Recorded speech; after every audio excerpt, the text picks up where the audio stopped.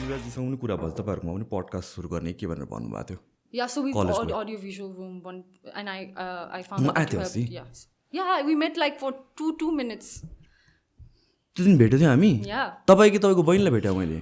So क्याफेमा जो हुनुहुन्थ्यो उहाँ मेरो बहिनी. अनि I just passed by. म एकछिन मात्र आएको थिएँ. ए okay. I said okay, Sushant. Yeah, I remember this. Yeah, Sushant, I know. Hi. And I left. Yeah. A okay. I had to go somewhere, so. So के भइरहेछ त्यो बनाउने room बनाउने? सो अहिले स्टुडेन्ट्सहरूलाई हामीले प्रोजेक्ट अनाउन्स गरेको छ अनि सञ्जयजी like the last person who is here his taken responsibility for it. So स्टुडेन्ट्सहरूले ल सोसियल लिगल सब्जेक्ट्सहरूमा उहाँले अब प्रपोजल सेन्ड गर्नुहुन्छ and then will see how it goes. Like we have not worked out a modality. Like few students have asked me okay podcast के हुनुपर्छ. I said okay I am not the right person. So या अस्ति आउँदाखेरि चाहिँ by the way I were rolling है. अस्ति आउँदाखेरि चाहिँ त्यही कुरा भइरहेको छ. यो हुन्छ नि सामानहरू लिएर सेटअप गर्ने and all that thing. I think it's a good idea. Podcast भन्दाखेरि पनि पडकास्ट त भयो कि तर त्यो जुन कन्टेन्ट अनलाइन कन्टेन्ट क्रिएट गर्ने भन्नुभएको थियो नि, भिजिटिङ प्रोफेसर्सहरू को आउँछ त्यसपछि इच क्लासमा जान्छ.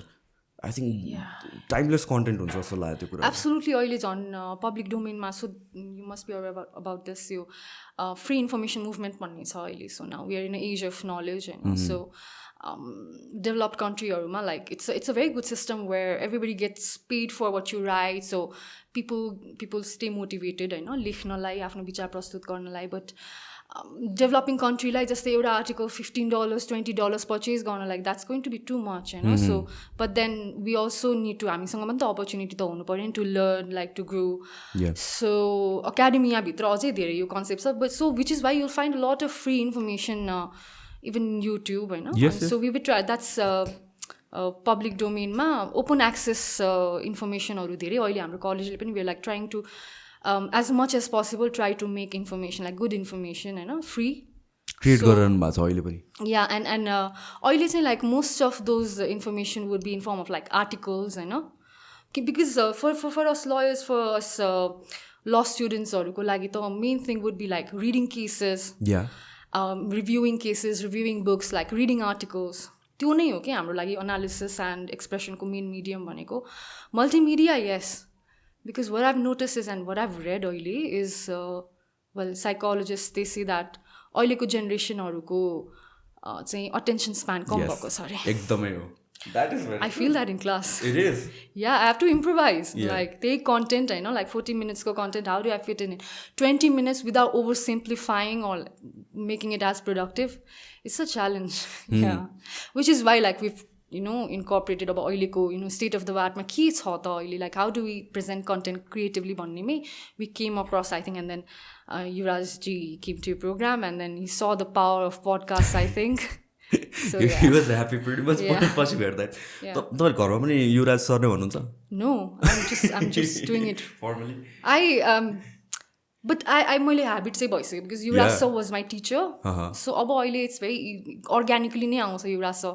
घरमा बाबा आउँछ, कलेजमा सर. या सुरुमा लाइक बाबा सर.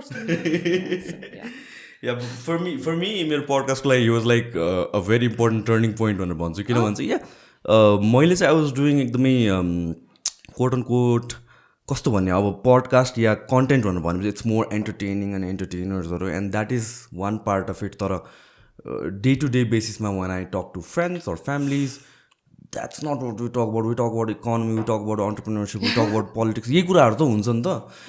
एन्ड त्यसपछि त्यो कन्भर्सेसन्सहरू त्यो एन्टरटेनमेन्ट पोइन्टबाट मात्र जाँदाखेरि चाहिँ कस्तो त्यो नेचुरल नै फिल भएको थियो. And I came across that MCC was त्यतिखेर हिटेड थियो अनि कतिजनाले बुझेको थिएन क्या. एन्ड आई फेल्ट लाइक हुन्छ नि त्यसको बारेमा इन्फर्मेटिभ एउटा एपिसोड बनाउनु पायो भने चाहिँ क्या दामी हुन्छ जस्तो लाग्यो. हाम्रै स्टुडेन्ट्सहरूले एमसिसी बुझाएको छैन. Course so I teach public international ल, one of the things I teach. अनि MCC is directly it's well law पनि धेरै किसिमको हुन्छ नि हैन. So it's public international law. So मैले मेरै स्टुडेन्ट्सहरूलाई असाइन गरेको छु अहिले because there's a lot of, you know, information मिडियाबाट आएको information, but then not many people are looking at the accord itself, you know. The accord is a law, you know. So I've assigned them पहिला actually मजाले पढ्ने subject matter के हो, पार्टिजहरूको right के छ, procedure के छ, No, and there's a lot of it's a यसमा यो होल एमसिसीको थिङमा पनि वाट वी टक अबाउट दुईवटा एस्पेक्टबाट हेरिन्छ जस्तो लाग्छ अनि मान्छेले दे मिक्स इट जस्तो लाग्यो कि MCC as a project that's a different thing भनेर म हेर्छु MCC as a contract that's a different thing भनेर हेर्छु कि म चाहिँ अनि एमसिसीको अब हामीले गरेको विथ युराजी was MCC as a contract थियो नि त होइन अनि I think it got mixed of कतिजनाको लागि but anyway so that was the starting point अनि एमसिसी घरमा गर्नुपर्छ जस्तो लाग्यो आई डिड द्याट एन्ड त्यसपछि I felt like wow this is something I could be doing or this is something I enjoy if I want to do this for long run I need to be doing something that I enjoy. Yeah, but everybody needs to talk about MCC जस्तै एउटा उदाहरण मात्र भयो होइन and then I think this is a very good way of communicating what the law is किनभने law भनेको चाहिँ हामी अब law स्कुलभित्र लयर्सहरूलाई मात्र सिकाउने होइन ल भनेको सबैको सरकारको कुरा हो so I really appreciate what you are doing thank you and I think like यो लको कुरा र लिगल एस्पेक्टहरूमा चाहिँ कति कुराहरू चाहिँ हामीलाई पनि थाहा छैन I don't know my rights मेरो कहाँसम्म एक्सटेन्ड हुन्छ अनि त्यसपछि what the state can do what the state can not do what another person can do what I can do त्यो कुराहरू कति कुरा चाहिँ कम्युनिकेट नै भएको छैन जस्तो लाग्छ या फेरि लमा एउटा सिद्धान्त छ कि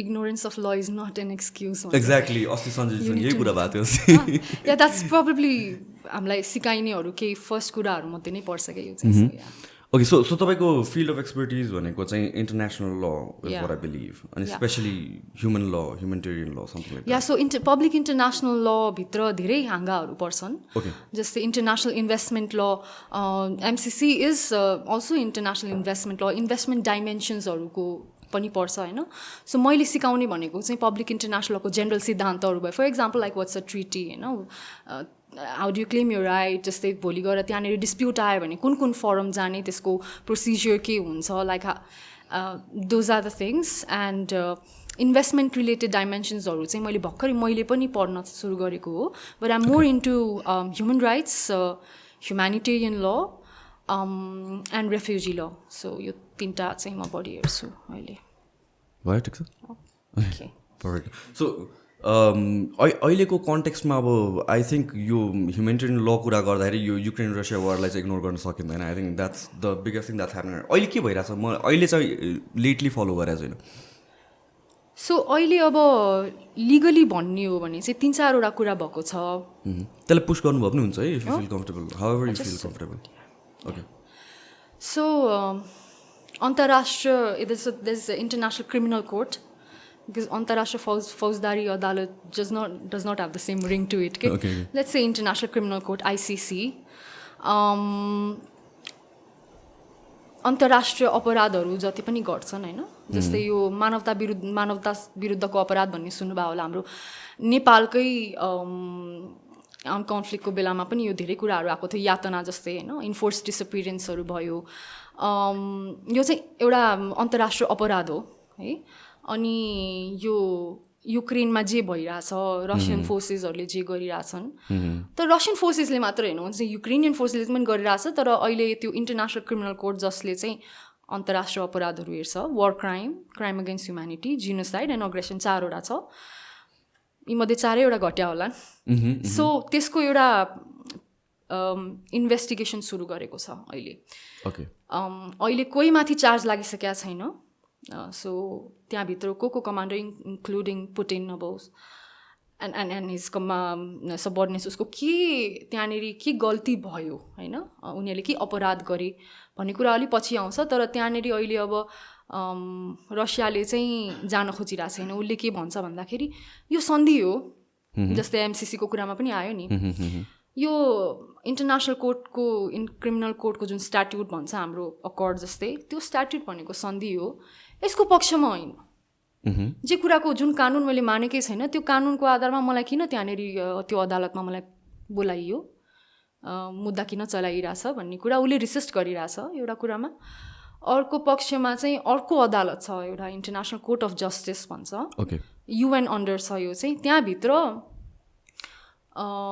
आइसिजेले प्रोभिजनल मेजर चाहिँ युक्रेनको हकमा दिएको छ जसमा चाहिँ उसले रसियालाई जुन यो युद्ध छ यो रोक अनि त्यहाँनिर जे अन्तर्राष्ट्रिय कानुनको हनन भएको छ इन्क्लुडिङ इन्टरनेसनल ह्युम्यानिटेरियन ल त्यसमा छानबिन गर बेसिकली इन्टरनेसनल लको भायोलेसन रोक भनेर प्रोभिजनल मेजर दिएको छ साथसाथै अब ह्युमन राइट काउन्सिल जुन हाम्रो इट्स अ मानव अधिकारको प्रवर्धन र कार्यान्वयन सम्बन्धी वान अफ द एउटा युएनको मेकानिजम हो जसको मेम्बर नेपाल पनि छ so Russia has been voted out of it अहिले and at the same time अब रसियामा धेरै स्याङ्सन्सहरू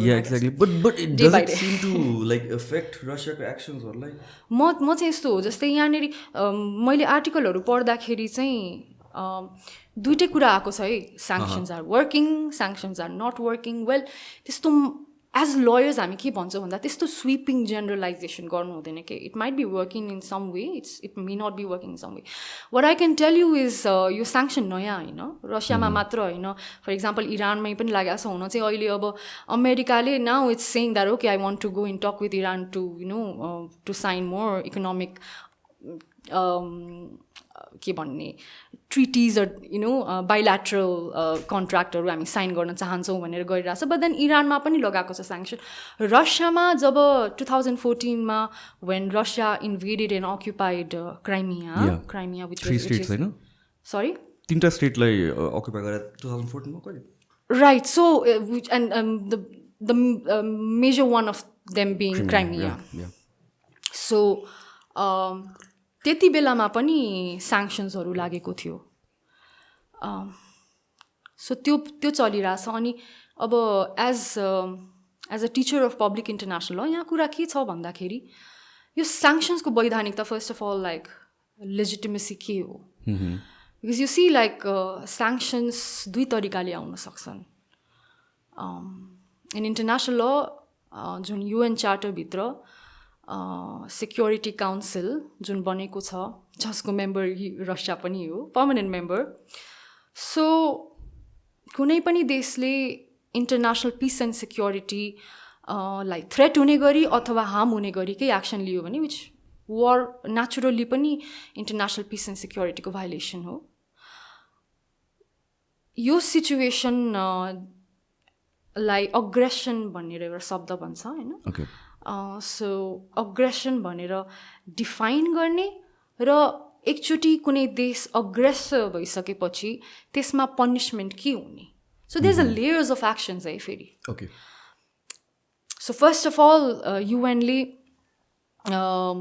negotiation arbitration and adjudication for example International Court of जस्टिसमा लाने त्यो कुरा गर्छ है फेलिङ द्याट अब यो पनि मानेन त्यो अग्रेसरले मानेन भने त्यसपछि चाहिँ सेकेन्ड कोर्समा चाहिँ इकोनोमिक कोअर्सन भन्छ है सो त्यो देशसँगको इकोनोमिक रिलेसन चाहिँ हामीले सिभियर गर्ने भन्छ त्यो विथ द स्याङ्सन्स त्यही भइरहेछ होइन त so sanction is a form of severance of economic relation another form would be blockade let's not even talk about that right now होइन सच एन्ड सच होइन अनि अब हेर्नुहोस् है भनेपछि त्यो स्याङ्सन चाहिँ यहाँ पनिसमेन्ट हुने कि नहुने भन्ने हो कसको हो सेक्युरिटी काउन्सिल नाउ सेक्युरिटी काउन्सिलले त यहाँ अथोराइज गरेको छैन because Russia is a permanent member so Russia vetoed every resolution जुन टेबल भयो रसियाले you could argue about the politics of it but then you can not argue with the law is the law अनि जस्तै हाम्रो संविधान हुन्छ नि हुन्छ नभनौँ त्यस्तै गरी युएन चार्टरलाई चाहिँ इन्टरनेसनल कन्स्टिट्युसन पनि भनिन्छ so it's the law of the supreme law so regardless whether you are a member of it or not त्यो त लाग्नु नै पर्ने कुरा हो होइन त एब्सोल्युटली अब त्यसलाई चेन्ज गर्ने हो भने you have to amend it let me tell you हाम्रो देशको कुनै सिरियस भए पनि कुनै एउटा एक्ट अमेन्ड गर्न यति गाह्रो हुन्छ फर इक्जाम्पल हाम्रो जुन ट्रुथ एन्ड रिकन्सिलिएसन कमिसनको जुन एक्ट आयो त्यसलाई के हो त्यो हाम्रो आर्म कन्फ्लिक्ट जब हाम्रो आर्म कन्फ्लिक्ट सकियो नि त्यसपछि जुन हाम्रो देश त्यो कन्फ्लिक्टबाट पिसमा ट्रान्जिट गरिरहेछ अझै पनि गरिरहेछ सो त्यो ट्रान्जिट गर्दाखेरि कस्तो सिद्धान्त लाग्नुपर्छ कसरी चाहिँ स्मुथ ट्रान्जिसन गर्ने है हिलिङ कसरी गर्ने त्यो नेसनल हिलिङ कसरी गर्ने र भिक्टिमहरूलाई जस्टिस कसरी दिने भन्ने जुन बडी अफ प्रिन्सिपल्स छ त्यसलाई ट्रान्जिसनल जस्टिस भन्छ ओके सो यो ट्रान्जिसनल जस्टिस कसरी हुने भन्नुको लागि अगेन ल चाहिन्छ. जस्तै कुनै पनि हाम्रो सोसियल प्रब्लम, सोसियल निड छ भने, जस्तै फ्रिडम अफ इन्फर्मेसन भयो, राइट टु एजुकेसन भयो, कुनै पनि एउटा हक लिउन होइन, त्यसलाई कार्यान्वयन गर्नको लागि एक्ट छ नि होइन. सो त्यस्तै गरी ट्रान्जिसनल जस्टिसलाई गर्नको लागि पनि ट्रुथ एन्ड रिकन्सिलिएसन कमिसन आयो नेपालमा होइन. बेला बेला आइरहेको छ नि यसको चेयरपर्सनको पोलिटिकल नोमिनेसनमा कसले नोमिनेट गर्यो, यही हाम्रो सुप्रिम कोर्टको जजेसहरूको कुराहरूभन्दा धेरै फरक छैन है यो. सो यो कमिसन के हो? It's a quasi judicial body. यसको केही it can give recommendations and judgments है. केस जान्छ त्यहाँनिर, फ्याक्ट फाइन्डिङ हुन्छ. अनि त्यसपछि भोलि गएर यो केस बन्यो भने चाहिँ अब त्यसलाई गएर हामीले अहिले जसरी अदालतमा हत्या, जबरजस्तीकरणीका मुद्दाहरू हुन्छन्, त्यो आर्म कन्फ्लिक्टको बेलामा पनि भयो, त्यसरी त्यो केसमा चल्ने हो. तर त्यो रेकमेन्डेसन कसले दिने हो? यो टिआरसीले दिने हो. यसको पनि एक्ट छ. सो हामी हल्का डाइभर्ट भइरहेको छ. सो यो जस्तै हाम्रो यस्तो कठिनाइ भयो, त्यो बिल अझै पनि त्यो अन्तर्राष्ट्रिय कानुन सम्बद्ध छैन भनिन्छ. सो फर इक्जाम्पल म एउटा कुरा सोधिहाल्छु. लेट्स से त्यो जुन आर्म कन्फ्लिक्ट भयो नेपालमा, there were so many people who actually died होइन. अनि आइम प्रिटी स्योर होमिसाइडको केसेसहरू धेरैजना लाग्यो होला होइन. सो वान्स यो पिस ट्रिटी भइसकेपछि इज द्याट फरगिभन कि त्यो कन्टिन्यू भइरहेको छ? आई कम टु द्याट है. ओके. सो आई जस्ट फर्स्टमा त्यो अगाडिको सिधै हालौँ. हेर्नुहोस् है, जस्तै त्यो टिआरसीको जुन एक्ट छ नि, त्यही अमेन्ड गर्न यति गाह्रो भयो. Now you can imagine UN charter amend गर्न के होला या इन्टरनेसनल कन्स्टिट्युसन. सो किनभने धेरैजनाको सोच विचार यो छ कि अब यो रिफर्म गर्नुपर्छ यो सिक्योरिटी काउन्सिल. किनभने त्यहाँनिर अब यो पिस एन्ड सिक्योरिटी भायोलेसन हुँदाखेरि डेटरेन्सै भएन नि त, पनिसमेन्ट भएन, डेटरेन्स भएन. सो बट देन रियालिटीको कुरा गरौँ, रियलिजमको कुरा गरौँ, it's very difficult to do that. So अहिले त्यो भइरहेछ. सो अहिले कन्ट्रिजहरूले चाहिँ आफ्नो स्टेटको एक्टलाई लिएर चाहिँ उनीहरूले युनिल्याटरली स्याङ्सन लगाइरहेछन् उनीहरूले. सो त्यसको वैधानिकताको डिस्कसन चलिरहेछ अहिले युएनमा पनि. धेरै इन्डिपेन्डेन्ट ह्युमन राइट एक्सपर्टहरूले यसको ह्युम्यानिटेरियन इम्प्याक्ट के हुन्छ, यो एकदम छिटो यो के एउटा हामी हरेक कुरा रिसर्च बेस्ड गर्छौँ नि होइन. सो यो यसको स्वट एनालिसिस भयो कि भएन, कि यसले कस्तो कस्तो व्यक्तिलाई र कस्तो कस्तो इन्स्टिट्युसनहरूलाई यसले नेगेटिभली इम्प्याक्ट पार्न सक्छ है यो स्याङ्सनले. And second of all, does it even work or not? यसले चाहिँ रसियाको मनोबल झन् बढाउँछ कि के गर्छ है भनेर चाहिँ अहिले स्टडी भइरहेछ. It's not just lawyers but even economists who are looking at the history of sanctions and they say that it does not always work है. सो त्यो हो भने अनि त्यो नेसनहरूलाई पनि थाहा हुन्छ फेरि त्यो that it does not all. So motive के हो त्यसो भए sanction गर्ने? Is it a display of power? So that's another approach है international relations मा. यसको छुट्टै फेरि स्टडी छ. सो त्यो भइरहेछ. Now coming to what you asked. So transitional justice को जुन मेन स्ट्रिम विचार छ, दुईटा विचार छ त्यहाँ. Okay. One says that justice र peace एउटै हो. जबसम्म पीडितहरूले न्याय पाउँदैनन् तबसम्म दीर्घकालीन शान्ति हुनै सक्दैन. So long term and sustainable peace हुँदैन, किनभने तबसम्म नेसन हिल हुँदैन होइन. र यो विचार चाहिँ मेन स्ट्रिम भ्यू हो. सो केही न केही न्याय हुनुपर्छ भनिन्छ. सो माफीको त कुरै छैन. ओके. अर्को विचारधारा छ सेक्युरिटी स्ट्राटेजीभित्र केही डिसेन्टिङ ओपिनियन भन्छ होइन, फरक मत. यो पनि आइरहेछ. क्यानाडाको एउटा अर्गनाइजेसनको रिसर्च मैले पढाएको थिएँ, मैले ठ्याक्कै त्यसको नाम बिर्सेँ अहिले. तर इन्डिपेन्डेन्ट थिङ्क ट्याङ्कहरूले के पनि भन्छन् भन्दाखेरि, and they take the example of Latin America and African countries where यो प्रोलङ्ड प्रोसिक्युटरी मोडल भन्छ जुन हामी, अदालती मोडल अफ न्याय, त्यसले चाहिँ नेसनलाई झन् ब्याकवर्ड धकेलेको पनि छ. अनि त्यहाँभित्र पनि मोटिभ हेर्नुपर्छ कुन एक्टरको के. And in fact I'm not even making this up. एउटा whole there is a school of thought है in security studies and international relations and it's called constructivism. So त्यसले चाहिँ डाइसेक्ट गरेर हेर्छ कि कसको के इन्ट्रेस्ट छ. सो कुन एक्टरको के इन्ट्रेस्ट छ यो नेपालको ट्रान्जिसनल जस्टिस जस्तो रूपमा अगाडि बढिरहेछ त्यस्तो रूपमा अगाडि बढाउनलाई. So and they say that well ideally एउटा आइडियल सोसाइटीमा we would all be pursuing justice होइन. दामिनीको न्याय जस्तो लास्टमा दामिनीले न्याय पाउँछ नि त्यो हिन्दी मुभीमा तारिक पे तारिक हुन्छ तर लास्टमा न्याय उनले पाउँछ that's an ideal world actually भन्ने हो भने everybody but does that work long टर्ममा आई थिङ्क जस्तै हामी कुनै पनि बिहान उठेर ओके आज हामी के गर्छौँ भन्दाखेरि हामी एउटा अलिकति भए पनि बेसिक प्लानिङ गर्छौँ नि ओके आज मेरो यो काम कम्प्लिट गर्नुपर्ने छ र म यसरी गर्छु त्यो सोसाइटीको हरेक युनिटमा लागु हुन्छ होला इन्क्लुडिङ स्टेट सो एउटा लेभल अफ प्लानिङ चाहिन्छ है एउटा एम अब्जेक्टिभ क्लियर हुनुपर्छ त्यसपछि you have to break it down into goals होइन and those goals to be feasible भर्खर हाम्रो आर्म कन्फ्लिक्ट सकिसकेपछि मेरो अध्ययनमा and it's a very controversial अध्ययन है मेन स्ट्रिमसँग मेल खाँदैन यो हामीले एकदम छिटो गरेछौँ कि यो कस्तो हुनुपर्ने ट्रान्जिसनल जस्टिस मेकानिजम किनभने त्यहाँनिर एउटा कस्तो टेक्निकल टर्म छ होइन सुई जेनरिस भन्छ कि त्यो भनेको चाहिँ हरेक देशको लोकल परिवेश हेरेर हाम्रो देशको डेमोग्राफिक कम्पोजिसन हाम्रो देशको मानिसहरू हाम्रो देशको व्यक्तिहरू आम नट जस्ट सिटिजन मात्र होइन हाम्रो देशभित्र बस्ने सबैजनाको के फरक ओपिनियन छ यहाँनिर कसरी अगाडि बढ्नुपर्ने सो एउटा डाइभर्सिटी अफ ओपिनियन कलेक्ट भएर एउटा सुझबुझ गरेर चाहिँ यो अगाडि बढाउनु पर्थ्यो कि because it was just 2 or 3 इयर्सको स्प्यानमा नै ओके हामी चाहिँ यो मोडलमा जाने है well it's clearly not working होइन and why I say this is because म नाम लिन्न तर जो व्यक्तिहरूलाई आरोप लागेको छ त्योमध्ये केहीहरूलाई चाहिँ हाम्रो सामान्य फौजदारी प्रोसिजरभित्र पनि लगेर होमिसाइड रेप आदि इत्यादि भनेर केस लगाइयो होइन तर कमान्ड रेस्पोन्सिबिलिटी कसैले पनि अहिलेसम्म लिइसकेको छैन कि जसले यो युद्धको प्लान बनाउनु भयो जसरी एक्जिक्युट गर्नुभयो र त्यो एक्जिक्युसन गर्दाखेरि एउटा अन्तर्राष्ट्रिय मानवीय कानुन र मानव अधिकार सम्मत होस् है भन्ने त कमान्डरहरूको रेस्पोन्सिबिलिटी हो नि त त्यो गरिएन भने कमान्डर रेस्पोन्सिबिलिटी हुन्छ अब यो बट देन यो नयाँ आइडिया होला नि तपाईँको लागि किनभने यो हाम्रो डोमेस्टिक लको पार्ट होइन कि यो इन्टरनेसनल लको प्रिन्सिपल हो कमान्ड रेस्पोन्सिबिलिटी हुनुपर्छ भनेर ओके सो वार जस्तो कुरामा यो सबै कुराहरू कन्सिडर गर्छ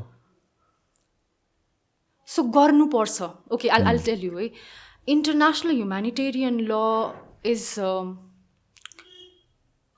पास्ट मिस्टेक्सहरू रियलाइज गरेर के गर्नु हुँदैन रहेछ भनेर डेभलप भएको ल okay so it's a very pragmatic ल अनि यसले जति गर्न सक्छ एउटा कुनै स्टेटको मिलिट्रीले कुनै पनि नन स्टेट एक्टर जसले चाहिँ आफ्नो गभर्मेन्ट विरुद्ध हतियार उठाउँछ गृहयुद्ध लन्च गर्छ उसले कतिसम्म गर्न सक्छ है सो इट डज नट यसले यो आइडियलिजममा चल्ने ल होइन कि सो यो भइसकेपछि के हुन्छ भन्दाखेरि यसले चाहिँ धेरै जस्तो हननहरू हुनबाट प्रिभेन्ट गर्न खोज्ने हो कि किनभने जिनिभा महासन्धि जुन जिनिभा कन्भेन्सन्सहरू आइएचएलको मेन पार्ट जुन हो कि युद्धमा कस्ता खालका हात हतियार युज गर्न पाइन्छ पाइँदैन कसलाई टार्गेट गर्न पाइन्छ यो सिभिलियन हो कम्ब्याटेन्टलाई टार्गेट गर्न पाइन्छ सिभिलियन हामी जस्तो सिभिलियनहरूलाई टार्गेट गर्न पाइएन सहरमा त्यत्तिकै बल जबरजस्ती छेरेर अन्धधुन्द नागरिकहरूलाई असहज हुने गरी उनीहरूलाई उनीहरूको जीवनमा क्षति हुने गरी उनीहरूलाई टार्गेट गर्नु हुँदैन which Russia is doing in Ukraine right now towns and भिलेजेसहरूलाई त्यसरी अट्याक गर्नु हुँदैन केमिकल वेपन्स युज गर्नु हुँदैन न्युक्लियर वेपन्स युज गर्नु हुँदैन बायोलोजिकल वेपन युज गर्नु हुँदैन बन्दीलाई सम्मानपूर्वक ट्रिट गर्नुपर्छ उसको बेसिक राइट्सहरू जस्तै सेल्टर फुड अनि उसको डिग्निटीको रक्षा गर्नुपर्छ उसलाई टर्चर गर्नु हुँदैन no matter who the enemy is no matter what the enemy might have done to you होइन त्यसरी रिभेन्ज लिनु हुँदैन यो आएको आइडिया के हो भन्दाखेरि यो सकेसम्म चाहिँ अन ग्राउन्डै यसको युटिलिटी के हो यो किन गर्नुपर्छ किन आफ्नो एनिमीलाई चाहिँ त्यस्तो ट्रिटमेन्ट गर्नु हुँदैन यसका धेरै कारणहरू छन् हुन चाहिँ त्यहाँ नजाउँ तर ती कारणहरू ती फ्याक्टरहरू चाहिँ एक्सप्लेन गरेर अनि अन ग्राउन्ड यी घटनाहरू घट्नुभन्दा अगाडि नै प्रिभेन्ट गर्ने हो कि सो हेर्नुहोस् है त्यसको मतलब कति घटनाहरू प्रिभेन्ट भएका छन् Okay. अब जे कुरा घटेन त्यसको प्रमाण हुँदैन के, राइट? जे घट्यो त्यसको न प्रमाण हुने हो, जे प्रिभेन्ट भयो त्यसको प्रमाण हुँदैन। सायद त्यसको प्रमाण कहाँ छ? त्यो मिलिट्रीको उनीहरूको आफ्नो मिनट्सहरू हुन्छ नि त्यहाँभित्र, ओके यो हुन लाग्थ्यो हामीले यो प्रिभेन्ट गर्यो, त्यहाँ हुन्छ। तर ती त कन्फिडेन्सियल हुन्छन्, हामीले पाउँदैनौँ। प्रायः जस्तो कोर्टले एक्सेस पाउँछ, हामीले पाउँदैनौँ। हामीले के सुन्छौँ? हननको कुरा सुन्छौँ, राइट? सो त्यो नेगेटिभ डकुमेन्टेसन पर्याप्तै छन्। युक्रेन रसियाकै कुरामा पनि नेगेटिभ डकुमेन्टेसन पर्याप्तै छन्। पोजिटिभ डकुमेन्टेसनहरूमा प्राय रिसर्च पनि हुँदैन, because it's not lucrative. Plus मिडियालाई पनि काम छैन, त्यो काम छैन। अनि यसको चाहिँ फेरि साइकोलोजिकल बेसिस पनि रहेछ है। जस्तै साइकोलोजीमा there is this thing called negativity bias. यो भने चाहिँ के रहेछ भन्दाखेरि हामी वे नेचुरली है, बायोलोजिकली हामी नेगेटिभ इन्फर्मेसनतिर बायस हुन्छौँ, because we identify them as threats. धेरै अगाडिदेखि नै हामीले वेन एभर हाम्रो इमिडिएट इन्भाइरोमेन्टमा हामीले केही थ्रेट देख्यौँ भने त्यसलाई प्रोसेस गर्न हाम्रो brain is wired, and the media cashes on that. त्यो इन्स्टिङ्क्ट, त्यो एउटा र ह्युमन इन्स्टिङ्क्टलाई क्यास गरिन्छ। बट अब अहिले आइएचएलमा म पनि जे काम गरिरहेको छु, where like we trying to get as much positive compliance, positive अप्रोचेसहरूको डकुमेन्टेसन। हामी त्यो त्यतातिर वेल लेट्स सी के हुन्छ त्यसको। ओके, सो मैले बुझ्न खोजेको कुरा के भनेर भन्दाखेरि चाहिँ एकदमै लेम्यान टर्म्समा भन्नुपर्दाखेरि चाहिँ लेट्स से रसियाले अलिकति कम्प्लेक्स भइरहेको छ, लेट मी नो है। रसियाले अट्याक गर्यो, Putin wakes up one day I want to attack Ukraine, युक्रेनलाई अट्याक गर्यो, उसलाई स्याङ्सन्सहरू लाउँछ, सर्टन पनिसमेन्ट गर्छु भनेर भन्छ। नाउ त्यो पनिसमेन्ट डेलिभर गर्न सकिन्छ कि सकिँदैन भन्ने एउटा कुरा आयो होइन, र त्यो पनिसमेन्ट स्याङ्सन्स मात्र हो भने त्यसले उसलाई एफेक्ट गर्छ कि गर्दैन भन्ने एउटा कुरा फर्स्ट थिङ। अरू कुरा भनेर भनेपछि उसलाई एफेक्ट गर्यो भने डज इट इन्स्योर द्याट त्यसले उसलाई एग्रोभेट अझ गर्दैन भन्ने कुरा आयो। सो यो दुईवटा कुरा आउँछ कि whenever I think of like for example as a citizen नै कुरा गर्दाखेरि पनि एकदमै जेनरल टर्ममा कुरा गर्दाखेरि मी एज अ सिटिजन मेरो राइट्स वेल प्रिजर्भ छ कि छैन भन्ने कुरा आउँछ कि, किनभने सिटिजनले केही क्राइम गर्यो भने उसलाई पनिस गर्न सकिन्छ, उसलाई जेलमा हालिदियो, उसलाई यो गर्यो, अल द्याट थिङहरू। तर जब स्टेटबाट गरिन्छ त्यो मिस्टेकहरू, स्टेटभन्दा माथि को त भन्ने कुरा हो। मेबी जुडिसियरीले मेबी लले इन्टरनेसनल ल हुनुपर्ने हो। सो यो नेपालको केसमा एउटा कुरा यो आयो मलाई चाहिँ मेमलजल क्वेसन हुने कुरा। अरू कुरा भनौँ भनेको things like now this goes अबभ a nation पनि के, जस्तो कि रसियाको केसमा उसलाई अब कसले ऊभन्दा माथि को छ त भनेर भन्दाखेरि उसकै लेभलकोहरू त भन्नु पऱ्यो नि त, त्यो ऊभन्दा माथि त भन्नु परेन अरू कन्ट्रिजहरूलाई।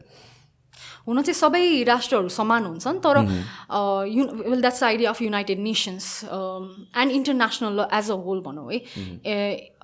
यस्तो भनिन्छ कि तिमीले कुनै पनि यस्तो आन्तरिक कानुन बनाउन पाउँदैनौ जुन चाहिँ अन्तर्राष्ट्रिय कानुन विपरीत छ। हाम्रो सन्धि ऐनमै लेखिएको छ यो चाहिँ, हाम्रो कुनै पनि आन्तरिक कानुनले चाहिँ त्यो सन्धि विपरीत हुनेवाला हुन सक्ने छैन भन्ने खालको एउटा सार छ होइन। आम just like breaking it down into layperson's term. So basically what that means is that एउटा इन्टरनेसनल अर्डर छ होइन, एन्ड द्याट इन्टरनेसनल अर्डर कसले बनाएको हो फेरि? स्टेट्स। सो स्टेटहरू सबैजनाको कन्सेन्ससमा चाहिँ, and it goes down to the very basic nature of humanity है। हामीले एज अ ह्युमन बिङ्स हामीले हाम्रो राष्ट्र बनाउँदाखेरि पनि एउटा सामाजिक करार गरेको थियौँ अरे के, कि हामीमा राम्रा र नराम्रा पक्ष दुइटै छन् मानवहरूमा। राम्रा पक्षमा हामी आफै रेगुलेट गर्छौँ, नराम्रा पक्षहरूलाई चेक गर्नको लागि संयन्त्र चाहिन्छ, त्यो हो कानुन। त्यो सामाजिक करार हो अरे के हो। यही कुरामा स्टेटहरू बिच पनि एउटा सामाजिक करार छ कि हामीले धेरै गलत गर्न पनि सक्छौँ। Someday we might let's just say that nuclear weapon यत्तिकै छोड्ने हो भने हामीले त ह्युम्यानिटी त ध्वस्त पार्छौँ नि त। So states know that already, that त्यो पोटेन्सियल छ स्टेटमा। प्रोबेबिलिटी कम होला तर पोटेन्सियल छ, अनि पहिला भएको पनि छ होइन, माइनर फर्ममै भए पनि। युएस जसलाई सबैभन्दा बिनाइन हेजेमोन भन्छ अरे के, त्यो भनेको हेजेमनी गर्छ उसले होइन, आफू कन्ट्रोल नियन्त्रण गर्न खोज्छ, तर अलिकति एकदम मुसारेर गर्छ क्या, चर्कन दिँदैन। सो कहिले भएको थियो nuclear? So what was Hiroshima and Nagasaki? No you could say that ended the second world war, but at what cost? So potential छ दुनियाँको सबैभन्दा बिनाइन हेजेमोनमा पनि त्यो पोटेन्सियल छ। सो ब्लाइन्ड फेथ न त ह्युमन्सले एकअर्कामा राख्छन् न त स्टेट्सहरूले एकअर्कामा राख्छन्. So which is why they created this international order है, चेक एन्ड ब्यालेन्स. त्यो चेक एन्ड ब्यालेन्सको नाम हो UN चार्टर. ओके, सो त्यहाँभित्र मेकानिजम्सहरू छन्. अब you could say whether these mechanisms are working or not, but then त्यो कुरा त फेरि हामीले डोमेस्टिक लमा पनि त भन्न सक्छौँ नि, हामीले हाम्रा बनाएका संयन्त्रहरू कति हदसम्म काम गरिरहेछन् भन्ने कुरा. So that's supposed to be the check and balance है. स्टेट्सहरूले एकअर्कालाई चेक गर्ने र ब्यालेन्स गर्ने, एकअर्काको एक्सन्सहरूलाई रेगुलेट गर्ने. सो इन थ्योरी जस्तो प्र्याक्टिकली चाहिँ त्यो 100% वर्क गर्छ भन्ने जरुरी छैन. फर इक्जाम्पल रसियामा अब स्याङ्सन्सहरू लायो अरे, what can be the next thing भन्ने कुरा आयो. र अर्को कुरा भनेपछि it's not just for Putin, रसियाको पनि त सिटिजनहरू छ, उनीहरूलाई पनि त एफेक्ट गर्छ नि त. सो यो ह्युम्यानिटेरियन पोइन्ट अफ भ्यूबाट हेर्दाखेरि त उसलाई मात्र आइसोलेट गर्न त सकिँदैन. सो इनफ्याक्ट यो युएनको कन्सेन्सस आइसक्यो यसमा. सो युएनको एउटा ग्रुप अफ एक्सपर्ट छ, यसको एउटा पर्टिकुलर नाम छ कि, उहाँहरूलाई हामी स्पेसल रापोर्टुअर भन्छौँ के. So they are independent experts of the UN. उनीहरू युएनको इम्प्लोइज पनि होइन. हामी वेल टचवुड हामी जस्तो प्रोफेसर्सहरू, लयर्सहरू, जुरिस्टहरू हुनुहुन्छ उहाँहरू. एन्ड यस्तै एउटा बडी छ that's called the special rapporteur on negative impact of unilateral economic coercive measures. Let's say okay you know cutting it short, sanction जस्ता कुराहरूले जुन तपाईँले ठ्याक्कै अहिले औल्याउनु भयो, यसले व्यक्ति, निकाय, स्टेटहरू एन्ड यो this international order as a होललाई कस्तो इम्प्याक्ट पार्छ स्टडी गर्ने, लाइक अन द ग्राउन्ड गएर स्टडी गर्ने, अनि त्यसपछि यसको रिपोर्ट निकाल्ने, fact finding report. So it's like investigating journalism जस्तै हो. कुनै पनि समाजमा एउटा घटना घटिरहेछ र त्यसमा गएर अन द ग्राउन्ड गएर तपाईँले इन्भेस्टिगेट गरेर त्यसको न्युज रिपोर्ट बनाउनुहुन्छ. इट्स जस्ट एउटा ठुलो डिटेल्ड एउटा रिपोर्ट हुन्छ. कसले गर्नुहुन्छ? इन्डिपेन्डेन्ट एक्सपर्टहरू र उहाँको एउटा ग्रुप अफ एउटा टिम हुन्छ बेसिकली होइन. अब त्यो द स्पेसल रापोर्टु अहिलेको जो हुनुहुन्छ उहाँको पनि मैले पडकास्टहरू पनि हेरेर उहाँको आर्टिकल पनि मैले पढेँ. उहाँले के भन्नुहुन्छ भन्दा यसको सबैभन्दा ठुलो इम्प्याक्ट भनेको लिस्ट डेभलप्ड कन्ट्रिज र मोडरेटली डेभलपिङ कन्ट्रिजहरूमा छ, राइट. सो हामी नेपाल, श्रीलङ्का होइन, Sri Lanka is already doing pretty bad होइन, जसको चाहिँ डाइरेक्ट लिङ्क अहिले रसिया युक्रेनमा छैन, तर भोलि गएर यसले के गर्छ भन्दाखेरि झन् बल्झ्याइदिन्छ त्यो अहिलेको इकोनोमिक क्राइसिसलाई. वेल अलरेडी इकोनोमिकली अनस्टेबल भएको देशमा जुन अहिले इकोनोमिस्टहरूले भनिरहेछन् कि यो अहिले जुन यसले इन्फ्लेसन गर्नेवाला छ, अहिले जुन यो क्राइसिसले जसलाई बल्झाउने काम अलरेडी कोभिडले गरिसकेको छ. यी 3-4वटा मेजर अहिलेका वर्ल्ड इकोनोमीमा घटिरहेका घटनाहरूले जुन इन्फ्लेसन गरिरहेछ, क्रिएट गरिरहेछ, त्यसको इफेक्ट भनेको 3-4 वर्षमा देखिन थाल्छ. त्यति टाइम लाग्छ त्यो चुहावटको लागि. त्यति बेलामा हामी लडखडाउँदै बल्ल हिँड्न सिकेका राष्ट्रहरूलाई सबैभन्दा बढी घाटा यसले गर्छ. Why? Because clearly come down हामी बल्ल स्टेबल हुँदैछौँ कि होइन, तासको घर जस्तो हाम्रो तासको घर हो. सो हामीलाई यसले झन् डिस्टेबलाइज गर्न सक्छ. एन्ड म ठ्याक्कै एन्सर तपाईँलाई भन्न पनि सकिरहेको छैन, किनभने यसको अझै फोरकास्ट यसले एक्ज्याक्टली कसरी इम्प्याक्ट गर्छ भन्ने कुरा त अझै स्टडी हुँदैछ. सो अलिक प्रिमच्योर हुन्छ मैले अहिले भन्नलाई. तर I think some signs and symptoms देखिरहेको छौँ हामीहरू अहिले नै, किनभने इकोनोमी बल्ल रिकभर हुन थाल्दाखेरि इन्टरनेसनल ग्राउन्डको कारणले चाहिँ हामीलाई एफेक्ट त भइरहेको छ नि त. बिट फ्युल बिट यो डलर्सको कुराहरू हो. सो इन्फ्लेसनले के गर्छ? हाम्रो पर्चेजिङ पावर घटाइदिन्छ. It's starting and purchasing power घट्नुले सबैभन्दा असर कसलाई पर्छ? Well they say middle class, but then म त भन्छु the entire working class. So and then हामी सेभिङ गर्नतिर लाग्छौँ, हामी इन्भेस्टमेन्ट गर्न लाग्दैनौँ. So that's economics 101. जब वेन पिपुल रिड्युस देयर, स्टपमा भन्दिनँ, when people reduce investing and start holding money, त्यसले प्रोडक्टिभिटी घटाउँछ. प्रोडक्टिभिटी घट्नु भनेको कुनै पनि भर्खर स्टेबल भएको कन्ट्रीको लागि राम्रो होइन. I think we are seeing the start of it. Yeah we are. So I've started hoarding for example. So म आफै पनि personally I've started feeling. Declare गर्नुभएको? No I'm not say telling मैले या एक्ज्याक्टली कसरी भनेको छैन. For example भनौँ न. या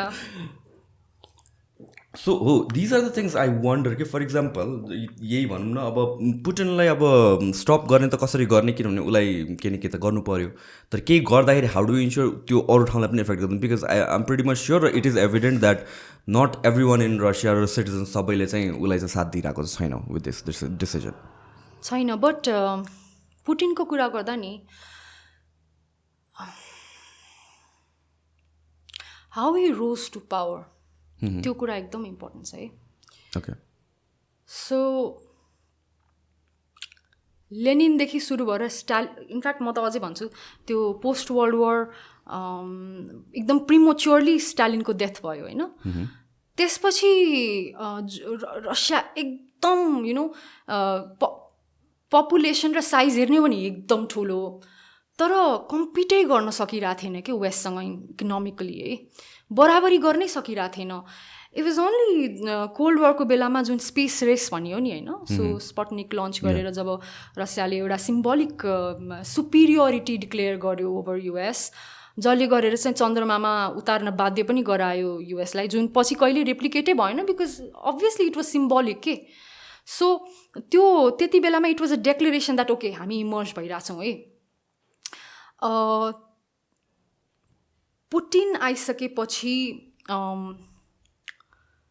स्ट्यान्डर्ड अफ लिभिङ बढेको छ मान्छेहरूको फर्स्ट अफ अल मैले भनिरहेको छु नि ह्युमन डेभलपमेन्ट इन्डेक्सले भन्छ यसको इन्डिकेटर्स छ will not go on that त्यहाँ अझै पनि डिस्पेरिटी छ यस तर पहिलाभन्दा कम छ है किनभने पहिला के हुन्थ्यो स्टालिनले के गरे त्यो गुलाग भन्ने एउटा लेबर क्याम्प हुन्थ्यो है ओके सो बेसिकली गाउँका पुरुषहरूलाई जबरजस्ती गरेर यी क्याम्पमा गएर अन्डर पे गरेर उनीहरूलाई वर्किङ आवर्सहरू पनि कन्सिडर राम्ररी नगरेर उनीहरूलाई त्यहाँनिर एग्रिकल्चर प्रोडक्सन बढाउनको लागि बाध्य गराइन्थ्यो धेरैजना भागेर सहर पनि आएका थिए so we talking about situation of slavery and servitude है त्यो सिचुएसनभन्दा त आजको रसिया इज स्टिल बेटर है अनि हाम्रो अर्को के हो भन्दाखेरि रसियालाई हामीले कसरी प्रोजेक्ट गर्छौँ एउटा अटोक्रेसीको रूपमा प्रोजेक्ट गर्छौँ या अटोक्रेसी त हो है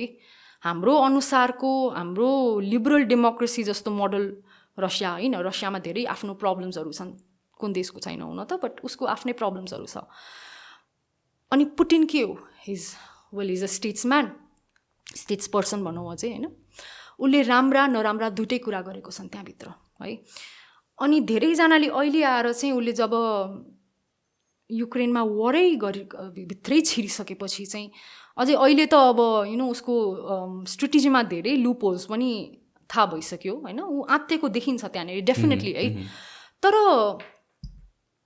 ऊ सिजन्ड गेमर हो है यो मैले मात्र होइन युएसको हरेक डिप्लोमेटले भन्छ है जस्तै एकजना जर्ज ब्रेनन भन्ने छन् जर्ज किनन भन्ने छन् उनले नै नोट गर्छन् अर्को एकजना मियर साइमर भन्ने छन् है जन मियर साइमर उनी फेरि युएसकै प्रोफेसर हुन् एकदम नामी प्रोफेसर हुन् उनीहरूले भन्छन् यो पुटिन म्याड पनि होइन इनफ्याक्ट ऊ मेन्टली इन्कम्पिटेन्ट होइन ऊ जस्ट हामीले नै किनभने these people treat words as game है अनि गेम खेल्दाखेरि कहिलेकाहीँ हारिन्छ जितिन्छ नि तर हार्यो भन्दैमा तिमी इन्कम्पिटेन्ट हुँदैनौ नि सो अब पुटिनले हारिरहेछ भन्दैमा उसलाई इन्कम्पिटेन्ट भन्न मिल्दैन I am not justifying what is doing just like trying to read his state of mind होइन सो किनभने त्यो पनि भनिन्छ कि पुटिनलाई निकाल्नुपर्छ because his an incompetent leader no Saddam हुसेनलाई फालेपछि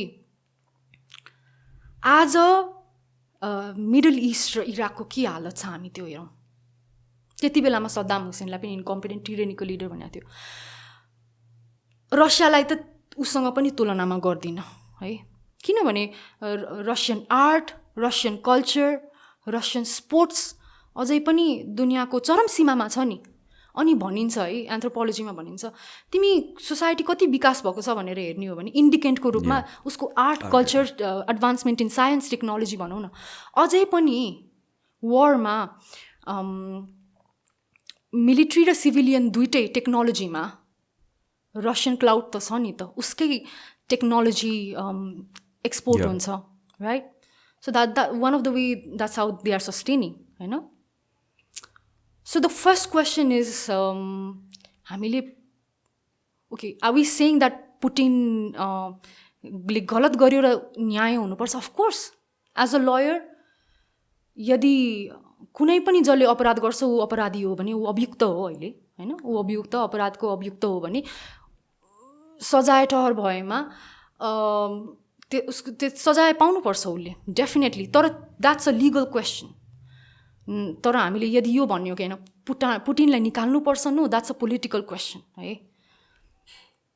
अनि मैले भर्खर पढ्न सुरु गरेको छु, तर पुटिनको जो अल्टरनेटिभ्सहरू छ नि, पुटिन निस्केपछि जो ओलिगार्कहरू आउनेवाला छन् रसियामा, उनीहरू पावरमा आयो भने त्यसपछि रसियाको के हुन्छ? I have just started reading about that, so म स्केप्टिकलै छु अझै यो बारेमा। So I'm not defending Putin again, but of course so यस्तो हुन्छ कि मैले सोच्दाखेरि चाहिँ लेट्स से पुटिनलाई पनिस गर्नु पऱ्यो भने पनिस गर्ने चाहिँ कसले र कसरी भन्ने कुरा आयो कि वेल पहिला त रसियामै छिरेर जिनिभा कन्भेन्सन्सले आफै गर भन्छ राष्ट्रलाई होइन। सो इट्स रसियाको रेस्पोन्सिबिलिटी हो। अब कसरी गर्छ त्यो त हुँदैन। I don't see that happening र I don't see how the war is going to end. That's not happen. जस्तै असादलाई पनि भएको छैन सिरियामा होइन। So that's separate question, I come to that. त्यही भएर इन्टरनेसनल क्रिमिनल कोर्ट हो, किनभने इन्टरनेसनल क्रिमिनल कोर्टमा मुद्दा पुग्नको लागि करेक्ट पक्ष, करेक्ट बाटो, करेक्ट मुद्दा मात्र भएर पुग्दैन कि त्यहाँनेरि यो आन्तरिक औपचारका माध्यमहरू भन्छ होइन, डोमेस्टिक रेमेडी। सो रसियाभित्रै रसियाले युज गर्नुपर्ने संयन्त्रहरू होइन, जस्तै के हुनसक्छ एउटा चाहिँ अहिले पार्लियामेन्ट बोलाएर, which is why it's not possible होइन, बोलाएर उसलाई लिडरसिपबाट हटाउने, उसलाई अरेस्ट गर्ने। कसले गर्छ? हुँदैन। I am coming to that. बाटो छ तर हुँदैन होइन। त्यो हुन सक्दैन। त्यो भनेको के हो? Either state is unable or unwilling. So आइसिसीको अनुसार, आइसिसीको स्ट्याट्युटको अनुसार यदि स्टेट अनएबल छ अर अनविलिङ देखिन्छ, यी मध्ये दुईटा मध्ये एउटा कुनै ग्राउन्ड भयो भने अब त्यहाँनेरि त्यो मुद्दा कोर्टले ग्रहण गर्छ, एडमिसिबल भन्छ होइन। सो जुरिस्डिक्सन पुग्यो होइन, करेक्ट पक्ष, करेक्ट बाटो र करेक्ट मुद्दा, त्यसपछि हुन्छ त्यो आन्तरिक उपचारका माध्यमहरू एक्जस्ट हुनु पर्यो होइन, इनेबिलिटी अथवा अनविलिङनेसले, आई थिङ्क इट्स प्रोबेबली त्यो भइसकेपछि अब रसियामाथि सायद अब यो स्टेजमा चाहिँ अब एकचोटि कुनै सिचुएसन, जस्तै यो अहिले Russia Ukraine the situation in Ukraine भनेरको प्रोसिक्युटरले मुद्दा फ्याक्ट फाइन्डिङ गरिराख्नु भएको छ। अब यो भइसकेपछि के हुन्छ भन्दाखेरि ओके यो मुद्दामा चाहिँ अब हामीले जुरिस्डिक्सन एक्सर्साइज गर्न सक्छौँ, हाम्रो अधिकार क्षेत्र छ, यो हामीले हेर्न सक्छौँ बेसिकली होइन। अब राइट, एक्ज्याक्टली। अब त्यसपछि चाहिँ अब यहाँभित्रका एक्टर्सहरू को हुन्? सो रसिया मात्र भनेर पुगेन नि त। अब यहाँभित्र को हो? So as the commander in chief, त्यसपछि अब नामै त्यहाँनिर तोक्नुपर्छ को भनेर होइन। अब त्यो नाम तोक्दाखेरि चाहिँ पुटिनको नाम डेफिनेटली आउनेवाला छ। So yeah, that's and what Putin is going to do is that कोर्टमा आउँदैन त्यसपछि। Of course. Because how that works is, well, ICC अब पुलिस लिएर रसिया पुग्दैन, रसियाले कोअपरेट गर्नुपर्छ। रसियामा कसले कोअपरेट गर्दैन? अफ कोर्स गर्दैन। सो यो मेरो प्रिडिक्सन हो द्याट आइसिसीले पनि यो केसमा केही गर्न सक्नेवाला छैन। मलाई पनि त्यस्तो लाग्यो। सो अब अर्को कुरा के आउँछ भनेपछि how is this war going to end भन्ने कुरा पनि आउँछ कि, because here's the thing how I look at it. पुटिनको पोइन्ट अफ भ्यूबाट हेर्ने हो भने इफ ही ब्याक्स डाउन अहिले, he will be looked as a weak person throughout history. पछिसम्म पनि कसैले उसलाई सिरियस लिँदैन होला। उसले अट्याक गर्ने भनेपछि त्यो मात्र होइन, उसले ब्याक डाउन गर्यो भने Russia will dissolve very soon. Yeah exactly. Now योभन्दा अगाडि जाने चाहिँ कसरी जाने भन्ने कुरा आउँछ कि। सो यो वार नै रिजल्भ हुन्छ कि हुँदैन भन्ने कुरा चाहिँ आई क्वेसन माइसेल्फ। सो मेरो प्रिडिक्सन यो, सो द जुन मुद्दाको मेन कज भन्छौँ हामी जुन होइन, यो प्रब्लम कहाँबाट, what's the root cause of this war, this invasion भनौँ, इन्भेजन हो त्यो कुरामा केही डाउट छैन, इज नेटोज एक्सपान्सन है इस्टवर्ड. अब यसको म अलिकति हिस्ट्री भन्छु है त. जब कोल्ड वार सक्यो बर्लिन वाल फेल डाउन होइन. जर्मनी रियुनाइट भइसकेपछि त्यहाँनेरि द फ्याक्ट रिमेन्स द्याट रसियाले नेटो अन्त्य हुनुपर्छ मान्दैनथ्यो. रसियाको मान्यता के थियो त्यति बेला भन्दाखेरि नेटो हुनुपर्छ किनभने त्यसपछि नेटोभित्रै भएको जर्मनी नेटोले अब जर्मनीमाथि चेक राख्छ किनभने Russia and Germany they have a history होइन. They were and they are enemies अझै पनि. You just look at the way Russian and German leaders look at each other के. Oh my god yeah. So check गर्नको लागि जर्मनीमाथिको check हुनको लागि पनि सेकेन्ड वर्ल्ड वार रिपिट नहुनको लागि नेटो सुड बी देयर भनेको थियो. तर त्यति बेलामा लिडर्सहरूले they were very clear. Russian diplomats and leaders they were very clear. एकदम क्लियरली के भनेको थियो भन्दा इस्ट नआऊ हाम्रो बोर्डरमा नआऊ Russia. NATO but then Warsaw Pact पनि त थियो त त्यतिखेर त एन्ड दे डिजल्भ द्याट होइन.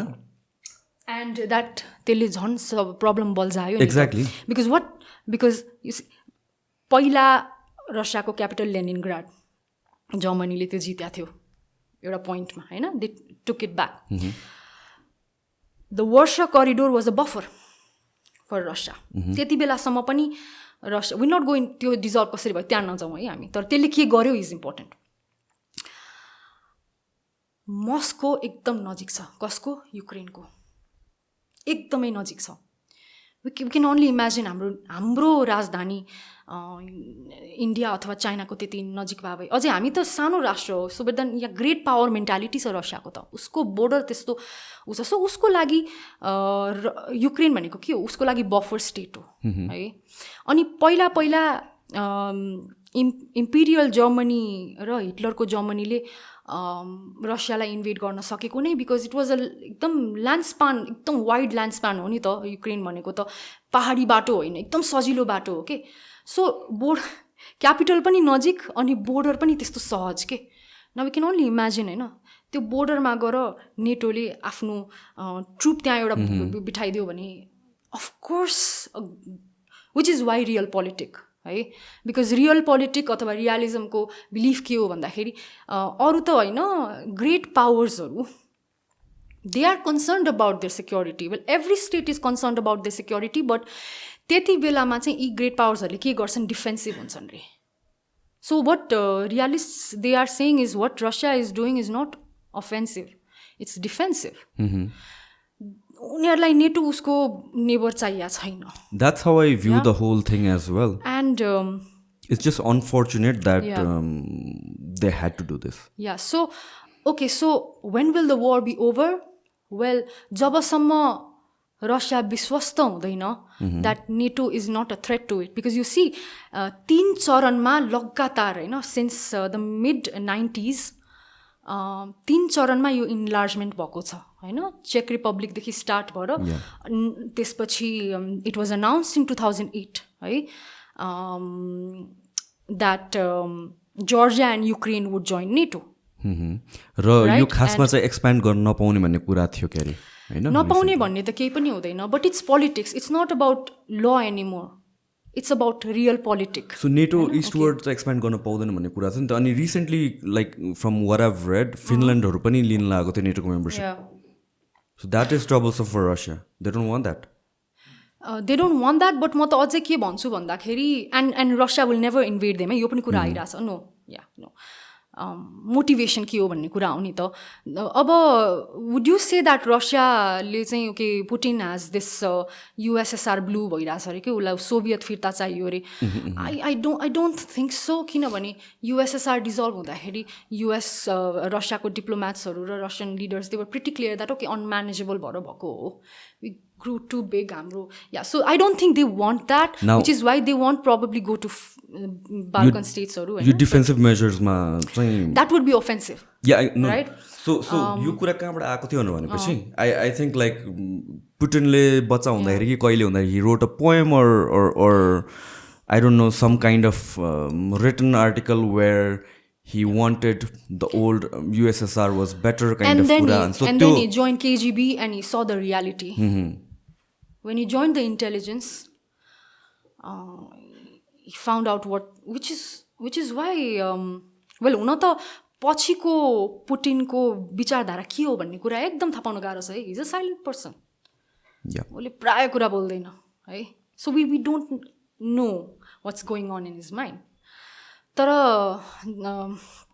इन्टरनेसनल रिलेसन र पोलिटिकल साइन्स एक्सपर्ट्सहरू उहाँहरूको विचारमा चाहिँ नो एक्सपान्सन उसको दिमागमा छैन. He does not had imperial tendency उसको छैन. It's defensive.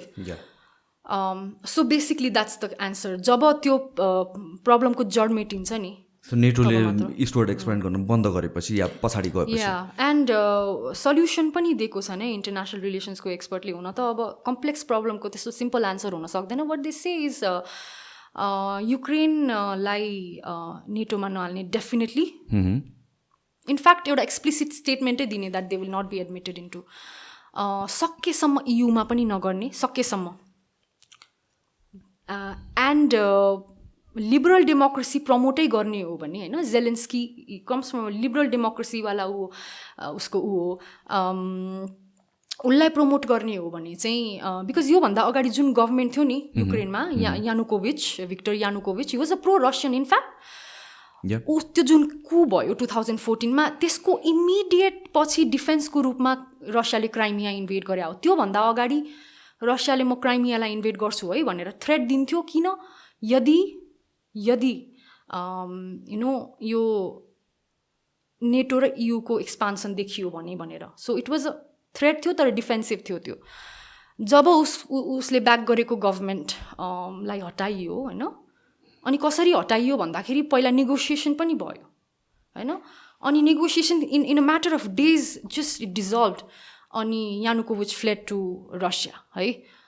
एन्ड जो मान्छे I forgot it's name, Zelensky भन्दा अगाडिको थिएन, ठ्याक्कै बिर्सेँ. त्योभन्दा अगाडि जो मान्छे anyways it's a very difficult name पनि होइन, जो मान्छे चाहिँ युक्रेनको लिडर हुन्छ भनेर युएसले भनेको थियो उही नै भयो. एन्ड सो जबसम्म रसिया विश्वस्त हुँदैन द्याट ओके नेटो एक्सपान्ड हुँदैन, but the solution which I was talking about is ठिक छ लिबरल डेमोक्रेसी प्रमोट गर, तर इयु र नेटोको एक्सपान्सन विल नट टलरेट. तर त्यससँग मेरो सानो विमति छ. Promotion of liberal democracy has always been a gateway for expansion. यो कुरा कसरी आयो भन्दाखेरि युएसले नेपालमा जसरी एमसिसी विच इज त्यो corporation was a non state तर युएसले स्याङ्सन गरेको भयो होइन. त्यस्तै गरी डेभलपिङ कन्ट्रीमा प्रोजेक्ट लान्छ पहिला होइन. सो त्यस्तै खालको एउटा संस्था छ एमसिसी जस्तै, अर्को नेसनल इन्डाउमेन्ट फर डेमोक्रेसी भनिन्छ है, जसको काम लिबरल डेमोक्रेसी प्रमोट गर्ने हो स्टेटहरूमा. यो नेसनल इन्डाउमेन्ट फर डेमोक्रेसीले 60वटा भन्दा बढी प्रोजेक्ट युक्रेनमा गरे. त्यसपछि $5 billion सिन्स 2014. एमसिसीको कति हो? 500 million. अनि हाम्रो होल देश त्यसले उचाल्यो होइन, $5 billion. एन्ड त्यसको भाइस प्रेसिडेन्ट एउटा गर्समेन भन्नेको मैले आर्टिकल पढेँ होइन वासिङटन पोस्टमा. आई टेल यु हाउ मैले यति धेरै इन्भेस्टिगेसन किन गरेँ भनेर है. That's also very interesting. उसले है ठाडो भाषामा भनेको चाहिँ Ukraine is the biggest prize. Why? Well, फर्स्टमा गएर तिमी लिबरल डेमोक्रेसी प्रमोट गर, यु कन्भर्ट द पपुलेसन, अनि त्यहाँ गएर कुनै रेफरेन्डम हुनु पऱ्यो अथवा जेनरल इलेक्सन्स हुनु पऱ्यो भने कसको गभर्मेन्ट आउँछ? The government which is going to be soft towards you, or directly कहिले काहीँ त योर एलाई जेलेन्स्की, राइट? त्यसपछि इयुको एक्सपान्सन गर्न पनि सजिलो भयो, त्यसपछि नेटोको एक्सपान्सन गर्न पनि सजिलो भयो. सो प्रिटेक्स्ट हो, I am not saying this, okay, जुन डिप्लोमेटहरूले आर्टिकलै लेख्नु भएको छ, पडकास्टहरू गर्नुभएको छ, यसमा लेक्चरहरू दिनुभएको छ, उहाँले भनेअनुसार उहाँको एस्टिमेसनमा चाहिँ the promotion of liberal democracy has always been a pretext for the West to expand eastward. Debatable but sense makes sense. So war end गर्नुको लागि तपाईँले भने सो यो युएसको मेम्बरसिप नलिने हो भने चाहिँ ब्याक डाउन गर्ने एउटा अपर्च्युनिटी पाउँछ बट जुन ड्यामेज भइसकेको छ त्यसको के गर्ने त अब भन्ने कुरा आउँछ. अब यसमा आइएचएल लाग्छ. सो जसले भत्काउँछ उसैले मर्मत पनि गर्नुपर्छ. एन्ड यहाँ Russia is not just the invader होइन, ऊ अक्युपायर हो भन्नाले उसले त्यहाँको लोकल गभर्मेन्टलाई रिप्लेस गरेको छ धेरैवटा ठाउँमा है. गरिसक्यो अहिले या धेरै ठाउँमा. क्राइमियामा त 2014देखि गरेको छ, अक्युपेसनै छ होइन, रिसेन्ट इन्भेजनको स्टेट्समा. अनि यो स्केल हो कतिसम्म गर्यो भन्ने कुरा हो. जस्तै डिफेन्सलाई रिप्लेस गर्यो भने अब you become the new defence. एडमिनिस्ट्रेसनमा उसको जनताको डेली एक्टिभिटिजै डिस्टर्ब हुन थाल्यो भने त्यहाँनिर now you have to become the government. आइएचएलले भन्छ ल अफ अक्युपेसन हो. तर doesn't that become easier for Russia? झन् त्यो त झन् के अरे सो त्यो टेम्पोररी हुनुपर्छ पनि भन्छ नि त फेरि. ओके त्यो झन् क्या सजिलो पार्दै आछ भयो त. No no no so you annex गर्न पाएन which is why it's called yeah temporary. So साइडमा डायलग गर्नुपर्छ त्यहाँनिर टु एन्ड द वार होइन. तर जबसम्म यु अक्युपाइड, जबसम्म तिमीले प्रशासन चलाउँछौ त्यहाँको, तबसम्म चाहिँ त्यहाँको लोकल पिपलहरूको इन्ट्रेस्ट, उहाँहरूको ह्युमन राइट्स चाहिँ तपाईँहरूले रेस्पेक्ट गर्नुपर्छ भन्ने छ होइन. Okay so that's one thing. So already अन्तर्राष्ट्रिय मानवीय कानुनभित्र अलरेडी उसले त्यहाँनिर सञ्चालन प्रशासन चलाउनु पर्ने छ जुन उसले गरिरहेको छैन राम्ररी. बिकज रिसोर्स पुगिरहेको छैन, बिकज हेभिली मिलिट्रीतिर ढल्किरहेछ अझै होइन. सो डेफिनेटली त्यहाँनिर भायोलेसन भइरहेछ ल अफ अक्युपेसनको. तर आफ्टर द वार पनि त्यहाँनिर अब उसले जस्तै हाम्रो नेपालको केसमा थियो नि, ठाउँ ठाउँमा ल्यान्डमाइन्सहरू लुकाइएको थियो. अब सेकेन्ड वर्ल्ड वार पछिको त भेटिरहेछ अहिले होइन. सो त्यस्ता खालका हात हतियारहरू, त्यस्ता खालका एक्सप्लोसिभ्सहरू कहीँ छन् भने त्यसलाई पत्ता लगाउने, कलेक्ट गर्ने र त्यसलाई न्युट्रलाइज गर्ने हुन्छ first of all. Second of all जति यो यसले गर्दाखेरि रेफ्युजी क्राइसिस भयो. अब त्यो उनीहरूलाई देश फिर्ता पठाउने होइन, उनीहरूलाई गर्ने, अथवा त्यो पोसिबल छैन भने उनीहरूलाई रिलोकेट गर्ने दायित्व रसियाको पनि हो. रसियाको मात्र होइन, युक्रेनको पनि हो, किनभने इन्टरनेसनल रेफ्युजी लमा चाहिँ बर्डन सेयर गर्नुपर्छ होइन. जसले जे गर्न सक्छ त्यो उसले गर्नुपर्छ. अनि जुन अरू राष्ट्रहरूमा युक्रेनियनहरू पुगेको छ उसको पनि हो, जस्तै पोल्यान्ड मेजोरिटी होइन, पोल्यान्डको पनि भयो यसमा. त्यो भयो है. सेकेन्ड इस्यु त्यो छ. थर्ड इस्यु के छ भन्दाखेरि डेफिनेटली यहाँनिर जुन जन र जनधनको क्षति भएको छ जुन होइन, त्यसमा कम्पन्सेसन दिनुपर्छ. यो कसले दिनुपर्छ? यो रसियाले नै दिनुपर्छ. केस आइसिजेमा छ अहिले प्रोभिजनल मेजर. मैले जुन भने अब यो अहिलेको जुन भाइलेन्स छ यसलाई स्टप गर भनेर त भनिएको छ, त्यो प्रोभिजनल मेजर हो है अहिलेको लागि. जुन फाइनल जजमेन्ट आउँछ त्यसमा आइएम स्योर रसियाको रेस्पोन्सिबिलिटी हो, कम्पन्सेसन, रेपरेसन होइन सम्बन्धी पनि आउँछ. अब के हुन्छ भन्दाखेरि तर यो अन्तर्राष्ट्रिय कोर्टमा मात्र होइन, त्यहाँनिर अन्तर्राष्ट्रिय कानुनको अर्को पाटो छ है, विच इज आर्बिट्रेसन. न what is arbitration?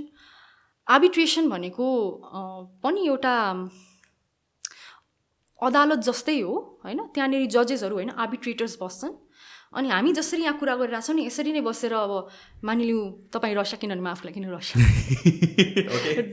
Russian councils, Ukrainian councils हो के. सो म त्यहाँनिर अब क्लेम गर्न सक्छु कि रसियालाई युद्धमा तिमीले मलाई के डाइरेक्ट इन्जुरी हार्म के भयो, अनि जस्तै मलाई के क्षति भयो, अनि तिमीले के भरपाई दिने.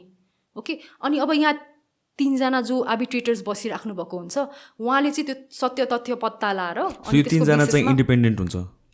वेल यस, बट देन जजेसहरू पनि इन्डिपेन्डेन्टै हुनुहुन्छ. अनि यसको प्रोसेस छ छुट्टै आर्बिट्रेसन होइन. त्यही भएर आर्बिट्रेसन भनेको पार्टी फ्रेन्डली भन्छ होइन. सो बिकज त्यहाँनिर त्यो आर्बिट्रेटर कसरी चयन गर्ने भन्ने कुरामा पार्टीहरूको धेरै फ्लेक्सिबिलिटी हुन्छ त्यहाँनिर होइन. सो ती आर्बिट्रेटर्सहरूले चाहिँ अब कम्पन्सेसन भराउनुपर्छ. यो 2014 पछि जुन क्राइमिया सम्बन्धी पनि धेरै केसेसहरू चलिरहेछ कि रसिया र युक्रेन बिच. सो अब प्रायः जसो यो कम्पन्सेसन आउने कुराहरू पछि त्यो आर्बिट्रेसनबाट आउँछ है.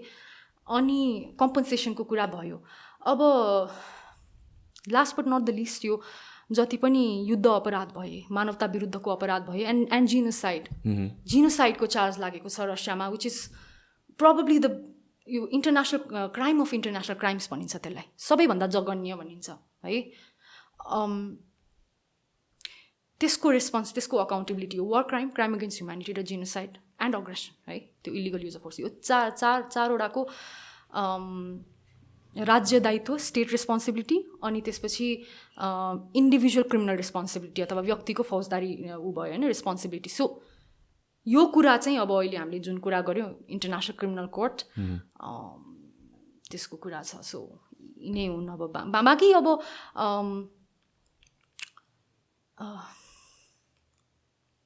things are never going to be the same. Yeah. Not just between Ukraine and Russia, because यसले के गर्छ भन्दा नि अब जुन पहिलादेखि थियो एउटा रसियन ल्याङ्ग्वेज बोल्ने व्यक्ति, अनि एउटा कज त्यो पनि थियो नि त, एउटा प्रिटेक्स्ट भनौँ अझै रसिया किन युक्रेन छिर्यो भने त्यो डनबास रिजनको रसियन्सहरूमाथि चाहिँ युक्रेनियनहरूले चाहिँ अत्याचार गरे भन्ने पनि छ, if you know about it या। अनि त्यहाँनिर युक्रेनभित्र दुईवटा रिजनले आफूलाई इन्डिपेन्डेन्ट पनि घोषणा गरेका छन्। इनफ्याक्ट त्यो एउटा एकदम सेकी ल यही नै युज गरे हो कि रसियाले, द्याट यहाँ दुईवटा राज्य छन् which are actually part of Ukraine right, Donetsk र लुहान्स्क भन्ने दुईवटा छन् रिपब्लिक। सो उनीहरूले आफूलाई इन्डिपेन्डेन्ट डिक्लेयर गरे, जस्तै बार्सलोनाको मुभमेन्ट चलेको थियो नि स्पेनमा, कातालुनियाको मुभमेन्ट चलेको थियो फर इन्डिपेन्डेन्स। त्यस्तै गरी रसियामा युक्रेनमा पनि दुईवटाले आफूलाई इन्डिपेन्डेन्ट घोषणा गरे। र ती राज्यहरूको जनताको हकमा चाहिँ हामी गएको हौँ भनेर ठ्याक्कै यही कुरा कसले गरेको थियो, युएसले अफगानिस्तानको हकमा गरेको थियो, इराकमा गरेको। So Russia is trying to play the same game. Well anyways, but I think यसले गर्दाखेरि के भयो भन्दाखेरि अब एकदम इन्टरपर्सनल लेभलमा, इन्टर ग्रुप लेभलमा त्यो जुन एउटा के भन्ने तिक्तता छ होइन, एउटा बिटरनेस छ, त्यसलाई झन् बलियो बनाइदियो। सो यी जुन इस्युज, पोरस इस्युज छन् नि, ती झन् बल्झिनेवाला छन्। न अर्को कुरा भनेको रिफ्युजीको इस्युजहरू आउँछ होइन, नट जस्ट यसमा। अब I want to know like रिफ्युजिजलाई चाहिँ कसरी ट्रिट गरिन्छ इन जेनरल, नट जस्ट यो केसमा। लेट्स से फर इक्जाम्पल श्रीलङ्काकै केस मानौँ एउटा, जुन सिचुएसन छ श्रीलङ्कामा, there are so many people fleeing the country होइन, इन्डिया गइरहेछ, कता कता गइरहेछ। सो यस्तो केसमा जुन कन्ट्रीमा आयो त्यो कन्ट्रीले चाहिँ त्यो रिफ्युजीको राइट के दिने, के हुन्छ र how does it work? So first of all त रेफ्युजी स्टेटस नपाउनु नै भन्दा अगाडि पनि उसलाई असाइलम सिकर भनिन्छ फर्स्टमा होइन। जब तिमी आफ्नो देशको बोर्डर छोडेर अर्को देशमा जान्छौ होइन, अनि किन जान्छौ, सो त्यहाँ एउटा टर्म छ है, त्यो एउटा ठ्याक्कै एउटा वाक्य छ लमा, well founded ground fear of persecution भन्छ। वेल फाउन्डेड फियर, डर, के को डर?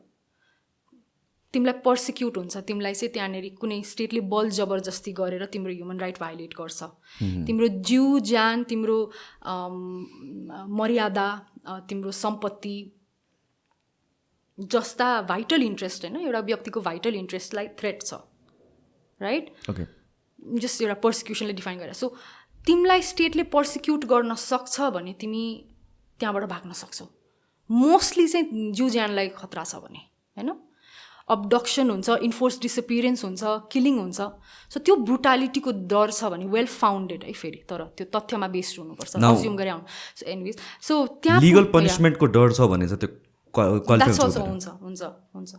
ओके, मैले तर त्यो ललाई चाहिँ, तर लिगल पनिसमेन्ट भने चाहिँ कस्तो भन्दाखेरि फेरि तपाईँले त्यहीँभित्र कसैको हत्या अथवा चोरी कुनै अपराध गर्नु भएको छ भने चाहिँ त्यसलाई चाहिँ ग्राउन्ड मानिँदैन फेरि। त्यो कानुनलाई युज गरेर होइन, त्यो कानुनलाई गलत युज गरेर, गलत आरोप लगाएर तपाईँलाई ड्यू प्रोसेस नदिकन चाहिँ तपाईँलाई यदि थुन्ने अथवा कैद गर्ने डर छ भने चाहिँ त्यसलाई काम गरिन्छ। मैले मान्छे मारेर भाग्न पाएन अर्को देशमा रेफ्युजी भन्न पाएन। इनफ्याक्ट त्यो गर्यो भने त त्यो अर्को देशले नै तपाईँलाई सिक्योरिटी थ्रेट भनेर तपाईँलाई फिर्ता पठाइन्छ। सो कमिङ टु द्याट होइन, फिर्ता पठाउन मिल्दैन कि यस्तो ग्राउन्ड नभएसम्म है। सो त्यो देशमा तपाईँ सो यसको केसहरू नै छ होइन त्यस्तो भएको फिर्ता पठाइएको। यी दुईवटा ग्राउन्ड छन् कि, एउटा चाहिँ त्यो देशको जस्तै भागेर युके जानुभयो त्यहाँ तपाईँ चाहिँ सिक्योरिटी थ्रेट हुनुभयो अथवा त्यहाँ तपाईँले अपराध गर्नुभयो भने चाहिँ त्यसपछि ग्राउन्ड हुन्छ कि स्टेटलाई फिर्ता पठाउन। तर तपाईँले यो पर्सिक्युसनको बेसिस छ, तपाईँले क्लेम गर्ने बेसिस छ र तपाईँ अब अर्को देश जानुभयो भने चाहिँ त्यहाँनिर त्यो जुन छिर्ने पोइन्ट हुन्छ नि इमिग्रेसन, त्यसले तपाईँले रोक्न सक्दैन। पहिलो सिद्धान्त ओके, तपाईँले त्यो देशमा छिर्न दिनुपर्छ, जुन देशमा पनि। वेल सैद्धान्तिक रूपमा त त्यही नै हो। फर इक्जाम्पल जस्तो कि भनिन्छ युएसले चाहिँ they don't want to have refugees भनेर भनिन्छ नि। बट म त अहिले रेफ्युजीको कुरै गरिरहेको छु नि। म अहिले के भनिरहेको छु, असाइलम सिकर। ओके, बिकज त्यति बेलामा स्टेटस पाउनु भएको छैन नि त, राइट? सो असाइलम सिकरलाई एन्ट्री पोइन्टमा फिर्ता पठाउनु हुँदैन भन्ने प्रिन्सिपल अफ नन रिफल्टमा भनिन्छ होइन। रिफाउल गर्नु हुँदैन, फिर्ता पठाउनु हुँदैन। सो प्रिन्सिपल अफ नन रिफल्टमा this is probably the biggest principle in refugee law है, फिर्ता पठाउनु भएन। अनि अब चाहिँ उसको एप्लिकेसनलाई प्रोसेस गर्नुपर्छ। सो उसले डिजर्भ गर्छ कि गर्दैन अब असाइलम है। नाउ असाइलीको स्टेटस र रेफ्युजीको स्टेटस फरक हो, किनभने त्यहाँनिर राइट के हुन्छ। सो एउटा असाइलीको बेसिक ह्युमन राइटको राइटहरू हुन्छ है, जस्तै मिनिमम स्ट्यान्डर्ड अफ लिभिङ के उसलाई पर्याप्त खाना, पर्याप्त रेसिडेन्स होइन, इभन बेसिक एजुकेसन पनि भनिन्छ होइन। अनि यतिसम्म कि उसलाई त ट्रमा हुन्छ नि त, जुन देशबाट ऊ भागेर आएको फिजिकल र मेन्टल ट्रमा हुन्छ, उसको त्यसको बेसिक मेडिकल ट्रिटमेन्ट पनि गरिनुपर्छ उसलाई, जुन गरियो पनि। इनफ्याक्ट म जिनिभा पढ्दाखेरि त्यहाँनिर मैले भलिन्टियर पनि गरेको थिएँ। सिरियाबाट आउनुभएको असाइलीहरू उहाँहरूलाई चाहिँ त्यहाँनिर मेन्टल काउन्सिलिङहरू त्यस्तो हुन्छ होइन। सो ती राइटहरू असाइलीको। नाउ रेफ्युजी भइसकेपछि चाहिँ in fact the idea of being a refugee is that केही सिभिल पोलिटिकल राइट बाहेक, जस्तै अब जेनरल इलेक्सन्समा खडा हुने होइन, अथवा त्यो देशको पोलिटिकल अर्गनाइजेसन, अझै मेन त भनौँ न गभर्नेन्स को पार्ट हुने, यी बाहेक है, यी बाहेक एउटा व्यक्तिको मर्यादाको लागि जति पनि हक एउटा नागरिकले पाउनुपर्छ नि होइन, ती हक चाहिँ दिनुपर्छ है रेफ्युजीलाई भन्ने। सो विच इज वाइ असाइली र रेफ्युजी भन्ने फरक हो कि, किनभने त्यहाँनिर इन्टरनेसनल लमा एउटा के सिद्धान्त छ भन्दाखेरि कोही पनि राज्यविहीन हुँदैन। There should be no statelessness, एउटा कन्भेन्सनै छ होइन, कन्भेन्सन टु प्रिभेन्ट स्टेटलेसनेस। यसैलाई परिचालन गर्नुको लागि रेफ्युजी कन्भेन्सन अथवा रेफ्युजी ल आएको हो। सो ओके, सो तिमी सिटिजन होइन हो भने तिमी के हो, किनभने स्टेटलेस त हुनु भएन नि त फेरि, बट तिमी सिटिजन होइनौ। तिमी सिटिजन हुन पाउँछौ होला, तर त्यो देशको प्रेरोगेटिभ हो कुन आधारमा चाहिँ तिमी सिटिजन हुने भनेर होइन। सो त्यो व्यक्तिहरूलाई चाहिँ स्टेटलेसनेस प्रिभेन्ट गर्नको लागि रेफ्युजी स्टेटस दिनुपर्छ भन्ने हो। अब तर रेफ्युजी लमा पनि के छ भन्दाखेरि पर्सिक्युसनको फियर भएर भागेर असाइलम कसैले पायो भन्दैमा त्यो स्टेटले अटोमेटिकली रेफ्युजी स्टेटस पनि दिनु पर्दैन। अनि त्यो रेफ्युजी स्टेटस पर्मनेन्ट हुनुपर्छ भन्ने पनि जरुरी छैन। रिप्याट्रिएसन गर्न मिल्छ, त्यो भनेको उसलाई फिर्ता पठाउन मिल्छ। तर त्यो फिर्ता पठाउनुको लागि के हुनु पर्यो, अनुकूल परिस्थिति हुनु पर्यो। जुन कारणले ऊ भागेर आएको हो त्यो कारण मेटिनु पर्यो, अथवा एउटा विश्वस्त हुने एउटा वातावरण चाहिँ हुनु पर्यो। अब मलाई त्यो हुन सक्दैन है, अब मलाई मेरो राज्यले मार्दैन, मेरो बच्चाहरूलाई किडन्याप गर्दैन, मलाई अबडक्ट गर्दैन, म मर्दिनँ, सेक्सुअल भायोलेन्स हुँदैन ममा, आदि इत्यादि होइन, जुन पनि हुनसक्छ त्यो अत्याचार म माथि हुँदैन भनेर विश्वस्त चाहिँ बनाउन सक्नुपर्छ। So for example let's say युक्रेनबाट मान्छेहरू भागेर let's say the war never settles होइन, फर इक्जाम्पल मानौँ होइन। सो पोल्यान्डमा गइरहेको छ मेजोरिटी होइन। सो अब पोल्यान्डले भन्छ कि we can not take any more refugees रे, त्यो सिचुएसनमा पुग्न भन्न पाउँछ पाउँदैन। त्यस्तो स्टेटमेन्टहरू पनि आउन सुरु भएको छ हो। सो त्यस्तो सिचुएसनमा चाहिँ पोल्यान्डसँग राइट छ कि छैन, because they have to look after their own people as well. आफ्नो रिसोर्सेस पनि हेर्नु पऱ्यो, सबै कुरा आफूले म्यानेज पनि गर्नु पऱ्यो।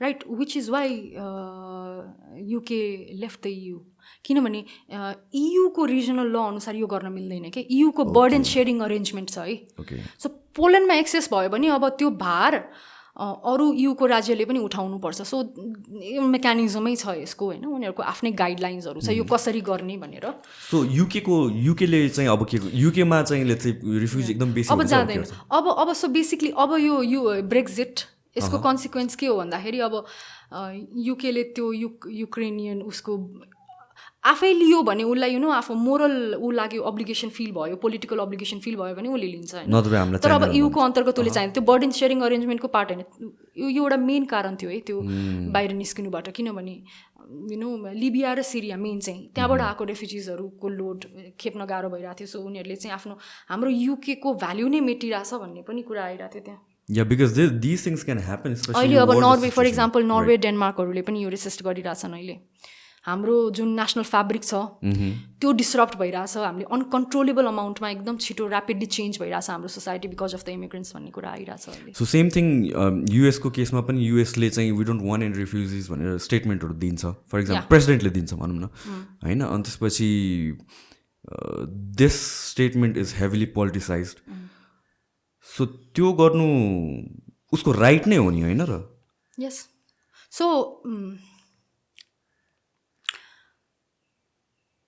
रेफ्युजिज लाइक आई सेड होइन असाइलम सिकरलाई रोक्न पाइँदैन त्यति मात्र हो है त्यो एउटा इन्टरनेसनल कस्टम हो है जसलाई चाहिँ भाइलेट गर्न पाउँदैन तर जस्तै असाइलम क्लेम छ नि त्यसलाई रिजेक्ट गर्न पायो नि त राइट यस्तो जस्तै आउन दिनुपर्छ होइन ओके उसको तिम्रो बोर्डरभित्र छिर्यो युएसमा आयो अब त्यसपछि त्यो असाइलम क्लेम जुन हुन्छ नि त्यो एप्लिकेसन हो त्यो एप्लिकेसन रिजेक्ट पनि हुनसक्छ सो फेरि फिर्ता गरिदिनु या एकछिन है त म अलिकति कन्फ्युज भयो यो कुरामा चाहिँ युक्रेन पोल्यान्डमा मान्छेहरू धेरैजना छिर्यो न पोल्यान्डले भन्छ we don't want any one अझ अनि असाइलम सिक गर्न आएकोहरूलाई के गर्छ उसले तिमी फेरि फर्केर युक्रेन जाऊ भन्छ के त्यो गर्न पाइ यस्तो सो भित्र छिर्न दिनु पर्यो होइन जुन पोल्यान्डले दिनै पर्छ एन्ड वेल सो युक्रेनियनहरू पोल्यान्डमा गए त्यहाँ गएर अब जुन एउटा एडक क्याम्प्सहरू बनाएको हुन्छ धेरैजना त अब पोल्यान्डिसहरूले आफ्नै घरमा पनि होस्ट गर्न सुरु गर्नुभयो मेरो एकजना यताको नेपालको साथी पनि उहाँ जुन पोल्यान्डमा हुनुहुन्छ उहाँले भन्नुहुन्छ कि मलाई कति गाह्रो छ भनेर अनि उहाँलाई एउटा सेन्स अफ पर्पस फिल भइरहेछ अरे एउटा मैले यस्तो निडी मान्छेहरूलाई हेल्प गर्न सकेँ भनेर सो त्यो भइरहेछ एउटा सेन्स अफ कम्युनिटी एउटा ब्रदरहुड मैले भन्न चाहिनँ किनभने कस्तो जेन्डर न्युट्रली साउन्ड गर्दैन बट त्यही नै हो एउटा भाइचाराको एउटाले गर्दाखेरि उहाँले लिइराख्नु भएको छ होइन तर right exactly so but then and हो which is why you have to let जति पनि आउँछन् उहाँलाई एन्टर गर्न चाहिँ दिनु पर्यो बुझ्नुभयो नि यो एब्सोल्युट हो है फेरि एन्टर गर्न चाहिँ दिनु पर्यो सो म्यानेज गर्न सक्नु पर्यो अब जति पनि गर्ने पर्यो या असाइलम सिकर्स भन्छ असाइलम सिकर्सलाई असाइलम सिक गर्न दिनु पर्यो त्यो सिक गर्नको लागि त्यो बोर्डरभित्र त छिर्नु पर्यो नि त तिम्रो डोमेनमा त आउनु पर्यो नि त्यसपछि विच इज वाइ स्टेट्सहरूले एकदम गाह्रो बनाउन जटिल बनाउन थाल्छन् क्या त्यो असाइलम क्लेम त्यो एलिजिबिलिटी छ नि अब असाइली स्टेटस पाउनको लागि अब त्यो स्टेटस डिनाइ गर्न पायो यदि सो बेसिकली कुरा के हो भने नि टेक्निकली ओके घुमाइफिराइ नै हो इनफ्याक्ट आउन दिनु पर्यो अनि एक होस्ट गर्नु पर्यो अनि चाहिएन ओभरलोड भयो भने फिर्ता गराइदियो अनि फेरि उ युक्रेन फर्केर जानु पर्यो या अरू कन्ट्रीज जानु पर्यो so humanitarian thing to do would be तिमीले सक्दैनौ भने थर्ड पार्टीमा पठाऊ थर्ड कन्ट्री जसले सक्छ हेन्स युरोपियन युनियन है त्यो बर्डन सेयरिङ अरेन्जमेन्ट तर त्यसमा पनि यो पनि छ है फेरि सिद्धान्त अब यहाँ इट्स अ भेरी टेक्निकल यो म्याथमेटिकल छ उनीहरूको छन चाहिँ होइन तर फ्यामिलीलाई छुट्याउन मिल्दैन सकेसम्म भनिन्छ ओके या सो कुनै बच्चालाई एउटा देश पठाउने आमा बाउलाई अर्को देश पठाउने त्यो चाहिँ गर्न मिल्दैन सकेसम्म ओके सो अघि हामीले वी वर डिस्कसिङ तपाईँले ल प्र्याक्टिस गर्न छोड्नुभयो किन भनेर ओके या सो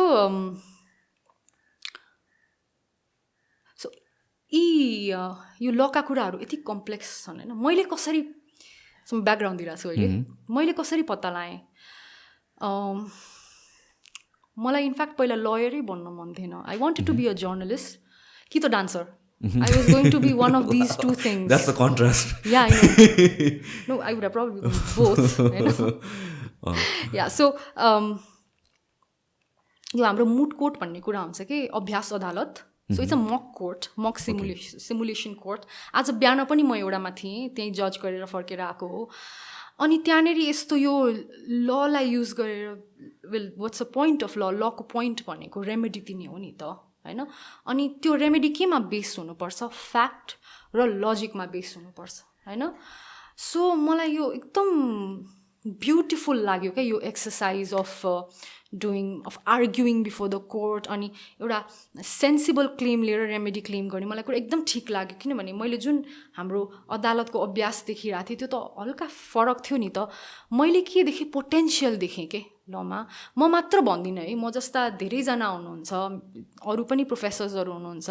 इनफ्याक्ट मेरो ड्याड उहाँ नै would be one of the pioneers है लिगल एजुकेसनमा. तर उहाँले मलाई कन्भिन्स गर्न चाहिँ सक्नु भएको थिएन कि. मैले आफ्नो आँखाले देखेँ कि ल कति पावरफुल हुन सक्ने रहेछ इफ युज करेक्टली होइन, र करेक्ट इन्टेन्सन लिएर करेक्टली आर्टिकुलेट गर्यो भने ल कति पावरफुल हुन सक्ने रहेछ. त्यो पोटेन्सियल मैले देखेँ. अनि त्यो पोटेन्सियल साथ मैले के पनि देखेँ, वेल हामी त्यहाँ किन पुगिरहेको छैनौँ, हामी किन कुनै पनि अन्तर्राष्ट्रिय फोरम चाहे त्यो युएन होस् अथवा इभन इन्डियासँगै कुनै हाम्रो जति पनि बाइल्याटरल ट्रिटिजहरू छन् होइन, कोशी गण्डकी, यसको अमेन्डमेन्टको कुरा गर्दा हाम्रो इन्ट्रेस्ट युज गर्नुपर्दा हामीले के ल्याङ्ग्वेज बोल्नुपर्ने हो, लिगल ल्याङ्ग्वेज बोल्नुपर्ने हो नि, पोलिटिकल र लिगल ल्याङ्ग्वेज. त्यो लिगल ल्याङ्ग्वेज हामी कोर्टमा चाहिँ बोलिरहेछौँ या त्यो यो अभ्यास अदालतमा हामी त्यो बोलिरहेछौँ. त्यहाँ किन बोल्न सकेनौँ भन्दाखेरि अलिकति त्यहाँनिर मैले के देखेँ भन्दाखेरि हाम्रो अझै पनि हाम्रो पढाइ पुगेको छैन, हाम्रो कन्भर्सेसन्स पुगेको छैन, लिगल कन्भर्सेसन्स पुगेको छैन, हामीले लेख्न पुगेको छैन, हाम्रो यो एक्सप्रेसन लर्निङ एन्ड एक्सप्रेसनको अभ्यास अझै पुगेको छैन. अनि यो एउटा मिसन हो. अनि यो मिसनमा म मात्र होइन तर म पनि केही गर्न सक्छु है. सो मैले I felt a sense of purpose. अनि मैले मेरो टेम्परामेन्ट पनि मिल्ने देखेँ कि. बिकज म त्यही हो, म एउटा सानैदेखि एउटा किताब पढ्दाखेरि एउटा प्रश्नको उत्तर पाएको छैन, 10वटा प्रश्न दिमागमा आउँछ. सो अनि म त्यही गर्थेँ, कन्टेम्प्लेट गरेर बस्थेँ होइन. सो मेरो टेम्परामेन्ट पनि मिल्यो, त्यो fact finding which is why journalism. त्यो भइसकेपछि म त्यसपछि I join the law school. Finally मैले आफ्नै अकर्डमा मैले आफ्नै निर्णयले गर्दाखेरि मैले ल स्कुल जोइन गरेँ. नट बिकज युवराज सरले चाहिँ एउटा सञ्चालन गर्नुहुन्छ ल स्कुल, त्यो कारण थिएन है. इनफ्याक्ट मलाई घाटा बढी भएको छ तर मलाई त्यसले अट्र्याक्ट गर्यो. सो म गएँ ल स्कुल. अब एउटा मान्यता के छ भन्दाखेरि ल स्कुल जहाँ गइसकेपछि त्यहाँबाट पास आउट भइसकेपछि के गर्ने हो, बिकम अ लयर. सुरुमा मलाई पनि त्यही थियो. अनि बहस गर्न रमाइलो लाग्ने मान्छे हो, बोल्न रमाइलो लाग्ने मान्छे हो, त्यो त तपाईँले थाहा नै पाउनुभयो होला. सो मैले प्र्याक्टिस स्टार्ट गरेँ है. अनि धेरैवटा केस मैले गर्न पाइनँ किनभने टाइमै हुँदैन थियो. म उता ल स्कुलमा बाबालाई हेल्प पनि गर्थेँ. तर कस्तो भयो भन्दाखेरि त्यो they were 2 boats and I had 1 leg in each बोटवाला सिचुएसन भयो कि होइन. अनि मेरो डुङ्गा चाहिँ कुन हुने हो, ल प्र्याक्टिस हुने हो अर टिचिङ हुने हो. हुन चाहिँ दुइटै गर्न सकिन्छ गर्न चाहिँ. तर त्यो ब्यालेन्स कस्तो हुनुपर्दो रहेछ, एउटा चाहिँ प्रायोरिटी हुनुपर्दो रहेछ कि त टिचिङ प्रायोरिटी हुनुपर्छ कि त प्र्याक्टिस प्रायोरिटी हुनुपर्छ. मेरो मात्र होइन, इन्डिया, श्रीलङ्का, बाङ्लादेश, इभन युएसकै हेर्दाखेरि पनि त्यहाँनिर के गर्छन् त, लिगल प्रोफेसनभित्र लयर र प्रोफेसर दुइटै हुन पोसिबल छ त भन्दाखेरि त्यहाँनिर जो लयर्सहरू हुनुहुन्छ उहाँहरू चाहिँ एउटा क्लास होइन, एउटा क्लास अनि त्यो प्र्याक्टिकल हुन्छ है. Which is why they are called clinical teachers है. दुईवटा हुन्छ, tenured professors and clinical teachers. Tenured प्रोफेसर्सले मजाले आफ्नो क्लास चलाउनुहुन्छ, क्लिनिकल टिचर्सहरूले त्यहाँ गएर प्र्याक्टिकल इन्फर्मेसन दिनुहुन्छ विद्यार्थीहरूलाई, वर्कसपहरू गराउनुहुन्छ, केस डिस्कसन गराउनुहुन्छ. सो आफ्नो प्र्याक्टिकल एक्सपिरियन्स दिनुहुन्छ, which is again very important होइन. सो त्यो एउटा भयो है. तर त्यो गर्ने हो भने फेरि जुन मैले देखेँ कि हाम्रो पढ्ने लेख्ने एक्सप्रेस गर्नेमा कम छ है हामी भनेर. सो त्यहाँ एउटा सेन्स अफ पर्पस फिल भयो द्याट मैले लिगल एजुकेसनको रिफर्ममा केही कन्ट्रिब्युट गर्न सक्छु है नेपालमा पनि. त्यो चाहिँ सेकेन्डरी हुने भयो. So then I had to make a choice कि त म फुल टाइम टिचर बन्छु and I do many things के अहिले ल स्कुलमा. जस्तै म पब्लिक इन्टरनेसनल ल पढाउँछु, ह्युम्यानिटेरियन ल पढाउँछु ब्याचलर्समा, अनि एलएलएममा सिभिल एन्ड पोलिटिकल राइट्स पढाउँछु. हाम्रो ल रिभ्यू छ, त्यहाँ मैले मेरो जर्नलिजमको प्यासन युज गर्न सक्ने भएँ. सो म म्यानेजिङ एडिटर हो त्यहाँ. यो जुन अभ्यास अदालत भने नि मैले, त्यस्ता अभ्यास अदालत अन्तर्राष्ट्रिय पनि हुन्छ नै, इन्टरनेसनल मुडको छ. Nepal has done very good. 500-600 युनिभर्सिटीमा हामी टप 15-16मा पुग्छौँ हामी. अभ्यास अदालतको वर्ल्ड कप भनिने एउटा जेसप भन्ने छ, हाम्रो कलेज होइन अर्को कलेज हो, ऊ अहिले टप 16मा पुग्यो यो वर्ष. मेरै ल स्कुल पनि पहिला एडभान्स राउन्ड टप 32मा पुगेको छ. 500जना विद्यार्थीहरूमध्ये एकजना हाम्रै कलेजको एकजना स्टुडेन्ट 29th हुनुभयो अर्को एउटा कम्पिटिसनमा, आर्बिट्रेसनमा हामीले जुन कुरा गऱ्यौँ. So we are getting there. अब यो के को फल हो भन्दाखेरि हामीले त्यहाँनिर रेसिडेन्सियल लेभलमा हामीले उहाँहरूलाई एभ्री डे बेसिसमा ग्रुम गरिरहेछौँ नि त. म यता प्र्याक्टिसमा गए मैले यो गर्न सक्दिनँ किनभने एकदमै टाइम एन्ड एनर्जी इन्टेन्सिभ कुरा हो नि. It's physically, mentally and spiritually draining है, समटाइम्स इभन फाइनेन्सियली. किन उता लयर भयो भने त मैले एकदम धेरै कमाउन सक्थेँ नि त. But I wake up every day and feel like मैले केही गरिरहेको छु कि, and I am getting the result. सधैँ म रिजल्ट ओरिएन्टेड चाहिँ हुन्न है, तर यो सानो सानो माइल स्टोन्सहरू जुन ल स्कुलमा म लगायत म जस्ता अरू जति पनि हुनुहुन्छ हामी देखिरहेछौँ, जस्ट किप्स अस गोइङ के. सो नाउ अब त म त कन्भिन्स छु that teaching is what I want to do and teaching is what I will continue to do. Having said that, यसको एउटा डिसएडभान्टेज अहिले मैले के देखिरहेको छु भन्दाखेरि, यो फुल टाइम ल टिचर्सहरूलाई हाम्रो बारले खासै गन्दैन, राइट. सो फर यु, अब यो कहीँ लेखेको अथवा कसैले भनेको कुरा होइन है, मेरो पर्सनल अनुभव हो. अनि यो मेरो मात्र अनुभव पनि हुनसक्छ फेरि, तर मेरो आफ्नै अनुभवमा पनि हामी अलमोस्ट लाइक यो फर्स्ट क्लास सिटिजन र सेकेन्ड क्लास सिटिजन भने जस्तो के ल प्रोफेसनभित्र सेकेन्ड क्लास सिटिजन हो हामी. हाम्रो कन्ट्रिब्युसन सायदै रेकग्नाइज हुन्छ र सायदै यस्तो ठाउँ होला जहाँनिर मलाई कसैले आफ्नो ओपिनियन दिन अथवा कुनै पनि लिगल ओपिनियन अथवा सोसियल ओपिनियन दिन बोलाउनु भएको छ भने युवराज सङ्ग्रौला र गीता पाठक सङ्ग्रौलाको छोरी भनेर बोलाउनु भएको छ एउटा टिचरको रूपमा. बाई कन्ट्रास्ट चाइना, इन्डिया र इभन युनाइटेड स्टेट्स समेतले एज अ टिचर बोलाउनु भएको छ, बरु नेपालभित्र छैन. तर advantages outweigh the disadvantages. So that's why you या एउटा सर्ट ब्रेक लिउँ न त है त्यसपछि. Okay, so countries like North कोरियामा जे भइरहेको छ, I think it's I think यहाँ चाहिँ ह्युमेनिटेरियन ल अर सिटिजनको law goes out of the window. So humanitarian law भनेको चाहिँ फेरि आर्म कन्फ्लिक्टको बेलामा मात्र लाग्ने कानुन हो. ए ओके या ओके. सो त्यसमा चाहिँ जे भइरहेछ त्यसलाई चाहिँ के अन्डरमा पर्छ त्यो? Human rights. ह्युमन राइट्स, यस. सो ह्युमन राइट्स सबै टाइममा लाग्छ, इन्क्लुडिङ आर्म कन्फ्लिक्ट. ह्युम्यानिटेरियन ल आर्म कन्फ्लिक्ट जब सुरु हुन्छ तब सुरु हुन्छ यसको एप्लिकेसन, अनि आर्म कन्फ्लिक्ट टुङ्गेसम्म. सो आर्म कन्फ्लिक्टको बेलामा लागु हुने कानुन हो इन्टरनेसनल. सो यो जुन नर्थ कोरियामा भइरहेछ होइन, अब हामीले सुन्यो भने मिडियाको थ्रुबाट, I don't know how much that is true or not, तर चाहिँ we know that there is something happening. र यस्तो केसमा चाहिँ जो डिक्टेटर छ किम जोङ, उनीहरूलाई चाहिँ लाइक के गर्न सकिन्छ, केही गर्न सकिन्छ कि सकिँदैन, अहिलेसम्म केही भएको छैन. How do we look at it?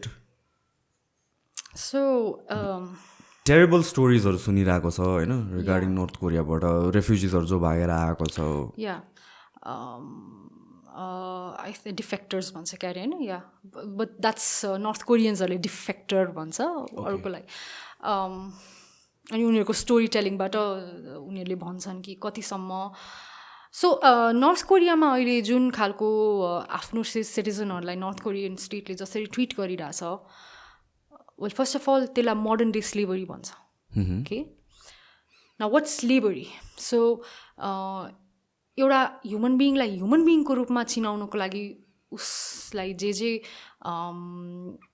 हामीले हक दिनुपर्छ भन्दा पनि हक जे उसको रेकग्नाइज हुनुपर्छ मेन त I think would be adequate standard of living भन्छ ह्युमन राइट्समा होइन food shelter housing clothes and now education पनि है सो त्यो पुगिरहेको छैन त्यो मात्र होइन सब लाइक सब अप्टिमल मात्र होइन स्टार्भेसन एन्ड अनि एकदमै डायर लिभिङ कन्डिसन्सहरू हुँदाखेरि पनि अपोज गर्न नपाउने इसेन्सियली क्यानिबलिजम नै भइरहेछ भनेर भन्छ I don't know about that त्यस्तो रिपोर्ट आइरहेछ बट कसरी थाहा हुन्छ सत्य तथ्य कसरी पत्ता लगाउने जब कि त्यहाँभित्र फ्याक्ट फाइन्डिङ मिसनहरू भयो भने जानै दिँदैन होइन सो यो सिचुएसन भनेको यो मोडर्न डे स्लेभरी हो होइन स्लेभले जस्तो फिल गर्थ्यो पहिला होइन जब स्लेभरी लिगल थियो त्यस्तै नै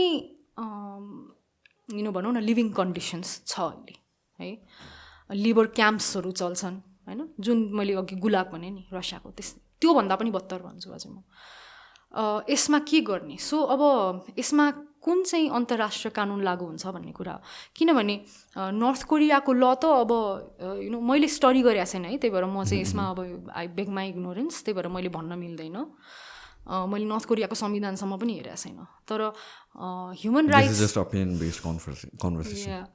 तर म यो मेरो बानी भइसक्यो कि जे कुरामा म एउटा डिग्री अफ मसँग इन्फर्मेसन छैन म त्यो बारेमा कमेन्टै गर्दिनँ because I might be wrong होइन I don't want to mislead अनि तर अन्तर्राष्ट्रिय कानुन म अलिअलि परिचित छु सो त्यसमा जुन इन्टरनेसनल ह्युमन राइट्स ल छ त्यहाँभित्र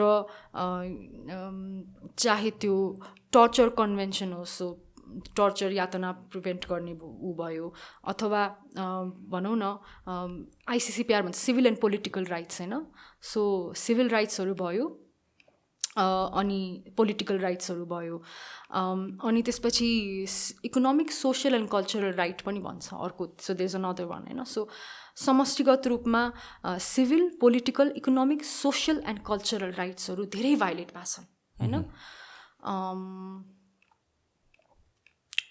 न त राम्रो लिभिङ कन्डिसन्स छ न त त्यसलाई एक्सप्रेस गर्न पायो फर इक्जाम्पल बिकज त्यो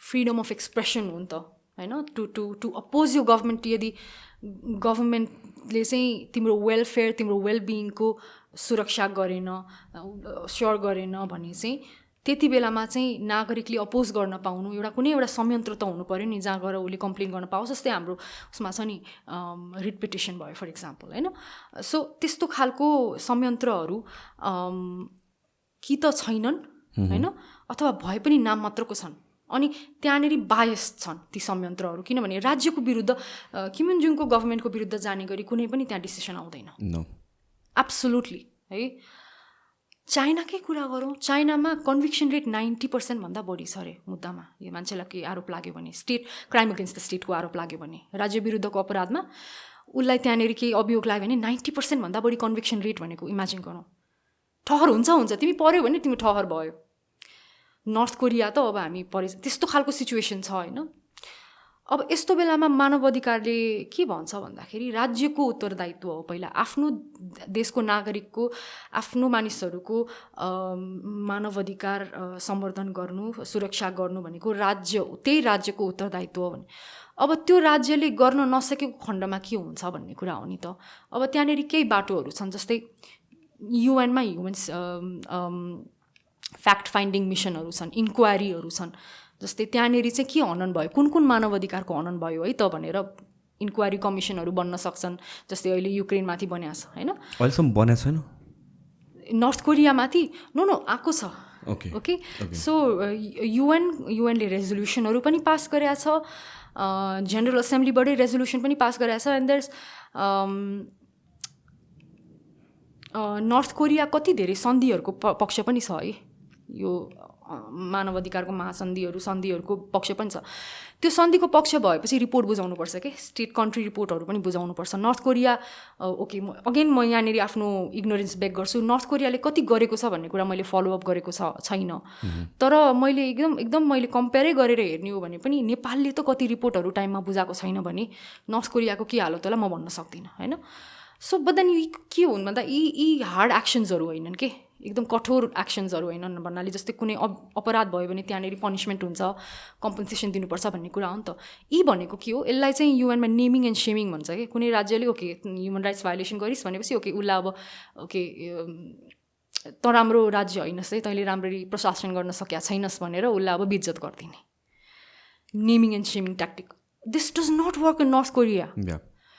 It refuses to be shamed, even when it's General Assembly. It's been shamed. Well, yeah, it's always been shamed, I know.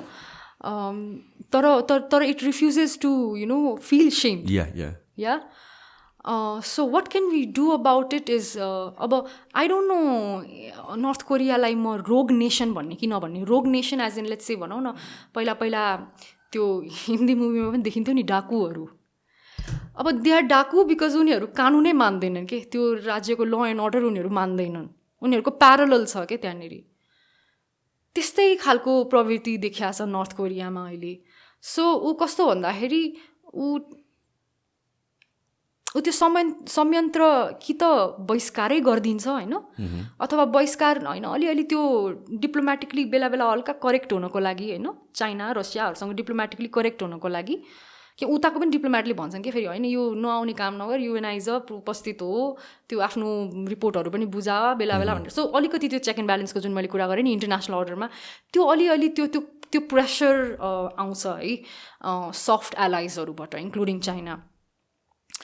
तर नर्थ कोरियाले त्यो फलो नै गरिदिँदैन। सो कि त बहिष्कार गरिदिने कि त बहिष्कार नगरे पनि लाइक कम्प्लाई नै नगरिदिने। So there's not much we can do about it. So for example अरू कन्ट्रिजले इन्टरभ्युन गर्न पाउँछ कि पाउँदैन? अब अफकोर्स पाउँछ कि पाउँदैन भन्दा पनि गर्छ कि गर्दैन भन्ने कुरा, जस्तो कि त्यही अघि हामीले कुरा गऱ्यौँ इराकमा अफगानिस्तानमा युएस छिर्या हो नि त। नर्थ कोरियामा अहिलेसम्म एन इन्डिपेन्डेन्ट कन्ट्री या ग्रुप अफ सेट अफ कन्ट्रिजले या कसैले एक्सन चाहिँ लिएको छैन नि त। सो यस्तो छ है यसमा चाहिँ एक्चुअली युएन चार्टरभित्र ग्राउन्ड छैन यो गर्ने, किनभने युएन चार्टरभित्र कुनै पनि देशको यसलाई म नेपालीमा अनुवाद नगरौँ है,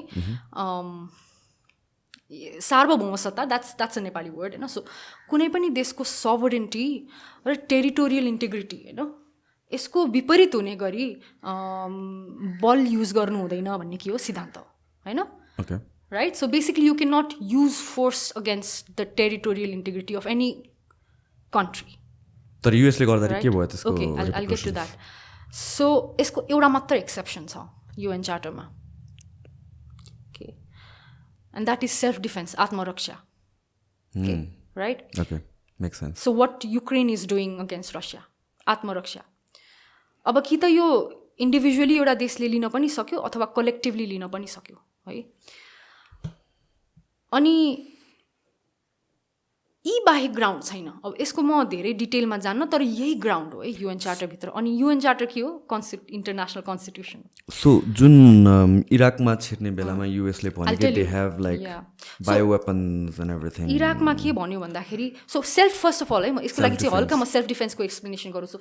सेल्फ डिफेन्सको क्लेम गर्नको लागि नि there should be an imminent threat है, एमिनेन्ट।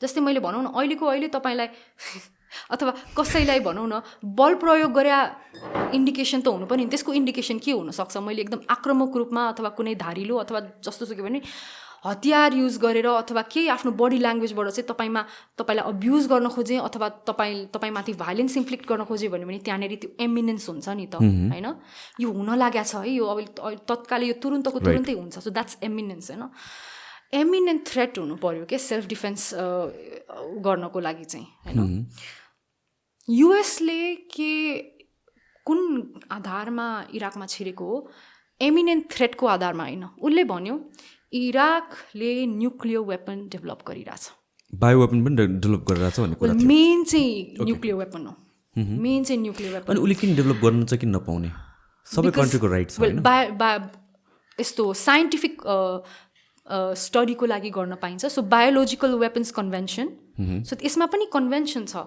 है सबै वेपनमा के गर्न पाउने र के गर्न नपाउने सो एकदम limited production research okay research गर्न पाइन्छ तर for scientific purpose only so जति न्युक्लियर वेपन अरू कन्ट्रिजहरूले होल्ड गरेर आएको छ त्यसलाई कि रिसर्च पर्पस भनेर नै होल्ड गरेर आएको छ कम टु द्याट म बायोलोजिकल वेपनमा छु न्युक्लियर वेपन र बायोलोजिकल वेपन फरक बायोलोजिकल वेपन्स कन्भेन्सनले चाहिँ त्यो भन्छ फर साइन्टिफिक पर्पसको लागि गर्न पाइयो तर अब त्यो एकदम कन्ट्रोल इन्भाइरोमेन्टमा हुन्छ है त्यसको गाइडलाइन भयो नि त what do you mean by scientific purpose हो यस्तो खालको साइन्टिफिक ल्याब भने के हो यसको गाइडलाइन छुट्टै हुन्छ प्रोटोकलहरू हुन्छ होइन but otherwise you can not do that होइन production stockpiling distribution use सबै प्रोहिबिटेड छ except for the scientific use अब then will come to nuclear weapons है न्युक्लियर वेपन्समा चाहिँ अब के छ भन्दाखेरि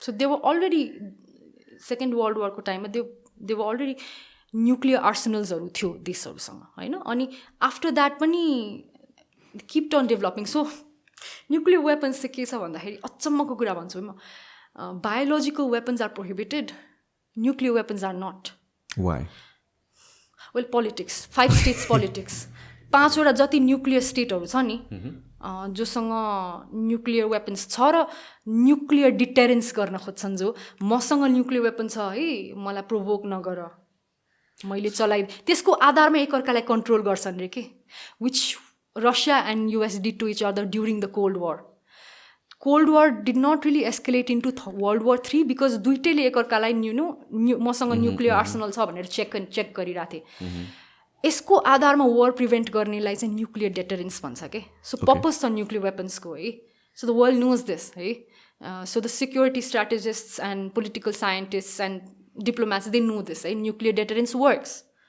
the example is cold war होइन सायद त्यही भएर होला न्युक्लियर वेपन चाहिँ प्रोहिबिटेड छैन त्यो यो इन्टरनेसनल कोर्ट अफ जस्टिसले पनि न्युक्लियर वेपन्स प्रोहिबिटेड छैन भन्नु तर युद्धको बेलामा न्युक्लियर वेपन युज गर्न पाइँदैन okay so now let's say Russia ends up using touchwood Russia ends up using nuclear weapon है then that would be violation मात्र होइन serious violation of international humanitarian there's no law. turning back once that happens Well, there's no turning back both I think consequentially and legally I know so yeah basically that's the thing you know but your nuclear weapons biological weapons or which you said you know you develop गरिराछ भनेर आरोप लाग्यो now यो nuclear weapon कसले develop गर्न पाउँदैन non nuclear स्टेटले develop गर्न पाउँदैन है so the international law on nuclear weapons है त्यसले स्टेटहरूलाई दुईवटा क्याटेगोरीमा डिभाइड गरेको छ न्युक्लियर स्टेट्स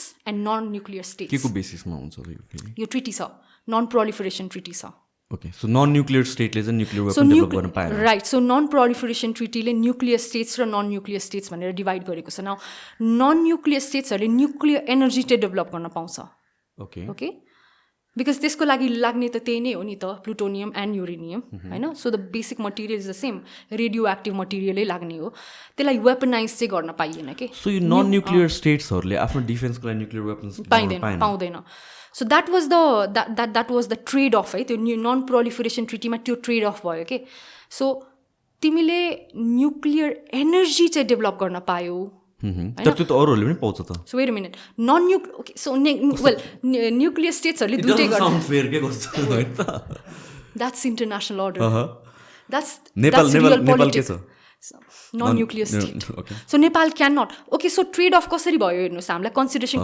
करारमा हामीलाई पनि त केही कन्सिडरेसन हुनु पऱ्यो नि होइन सो त्यो कन्सिडरेसन के हो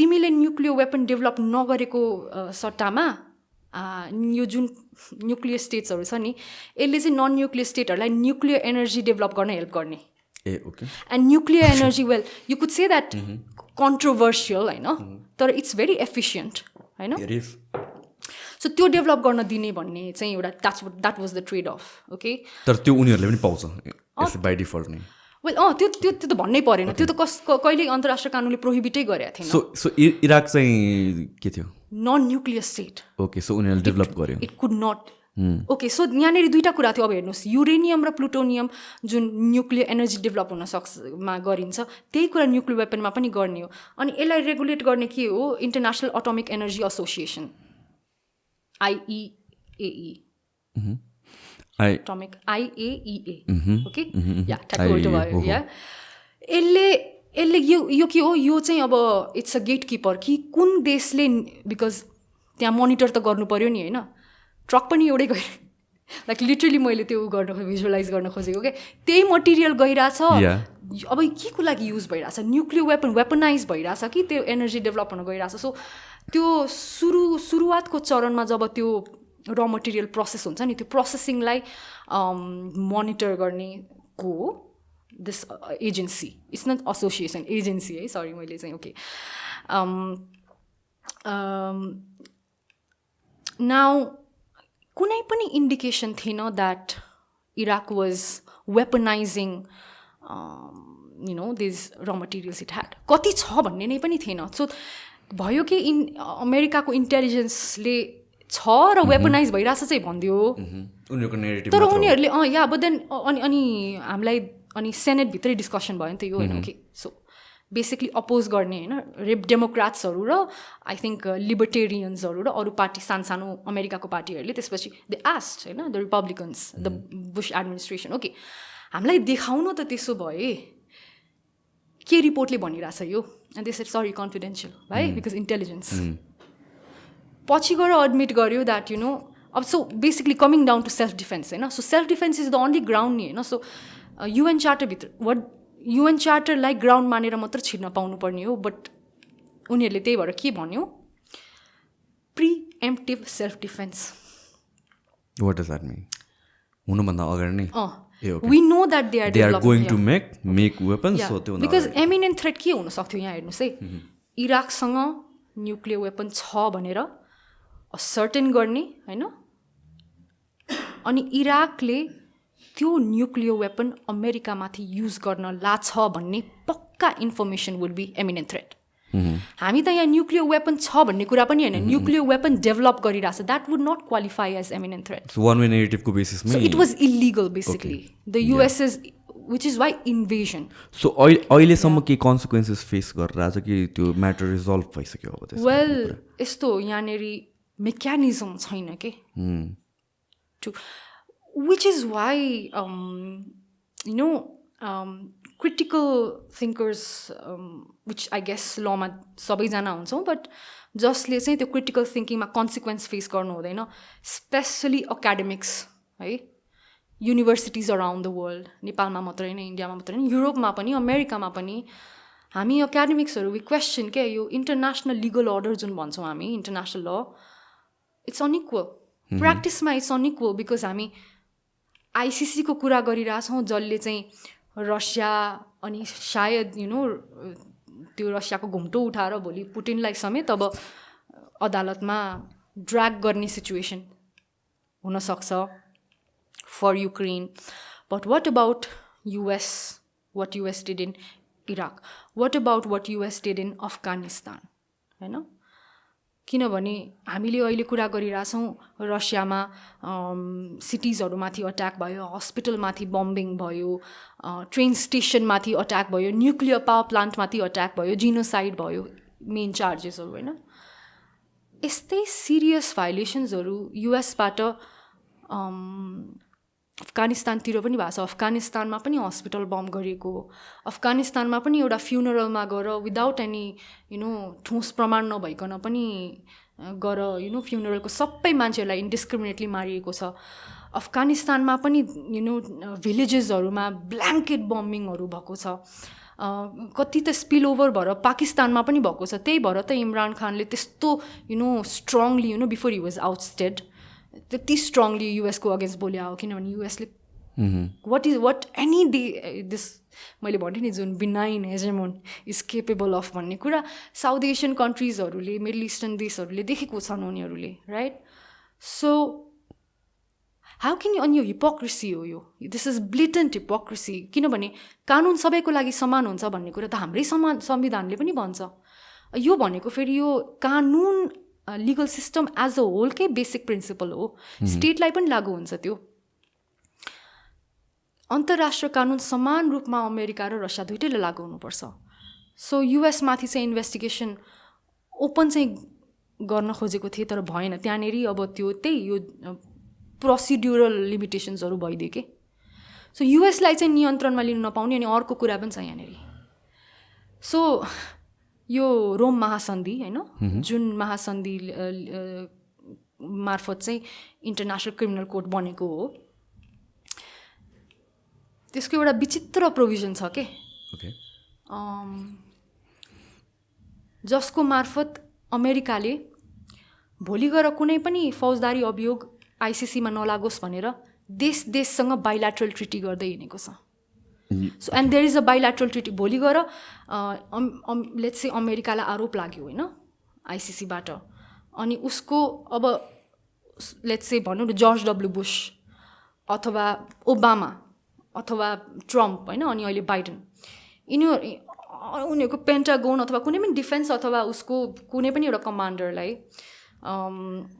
वार क्राइम अथवा क्राइम एगेन्स्ट ह्युम्यानिटीको आरोप लाग्यो ऊ नेपाल ट्राभल गर्यो भने अब नेपाल र युएस बिच त्यो इम्युनिटी अग्रिमेन्ट छ कि जस मार्फत चाहिँ अब उसलाई अरेस्ट गर्न नेपालले पाउँदैन लाइक फर इक्जाम्पल एमसिसीमा पनि त्यही हो to some extent carry over हुन्छ I think the well philosophy is that अब it's a treaty एमसिसी पनि ट्रिटी हो नेपाल र अमेरिका बिच केही अन्डरस्ट्यान्डिङ छन् होइन जुन अन्डरस्ट्यान्डिङ चाहिँ बाध्य बनाउँछ दुइटैले it's binding on both the countries होइन सो त्यस्तै गरी अब यो immunity agreement between US and Nepal is binding on Nepal अब हेर्नुहोस् है मैले फेरि अब यहाँ एउटा डिस्क्लेमर दिनै पर्छ I am not against America है यो होइन तर वाट अकाडेमिक्स म जस्तो लिगल अकाडेमिक्सहरू वाट वी वान्ट इज सकेसम्म हामी अब्जेक्टिभ हुनुपर्छ के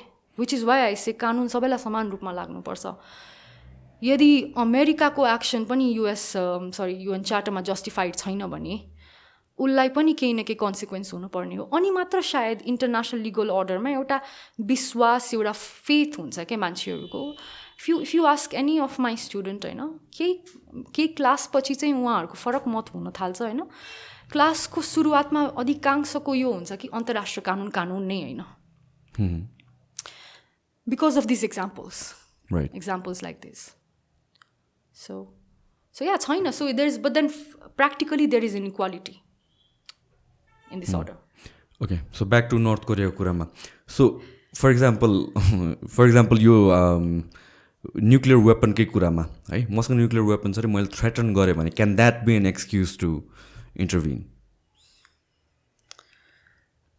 यस so threat to use a force पनि सेल्फ डिफेन्सको ग्राउन्डको लागि it's okay so you can so it's use a force or a threat to use a force तर त्यो थ्रेट पनि पक्का आउनु पर्यो सो फर इक्जाम्पल मैले यो किन भनेको भनेपछि नट किम जोङ उनले he was testing a missile long range missile या क्यालिफोर्नियामा हिट गर्छु भनेर so could that have been a basis for intervention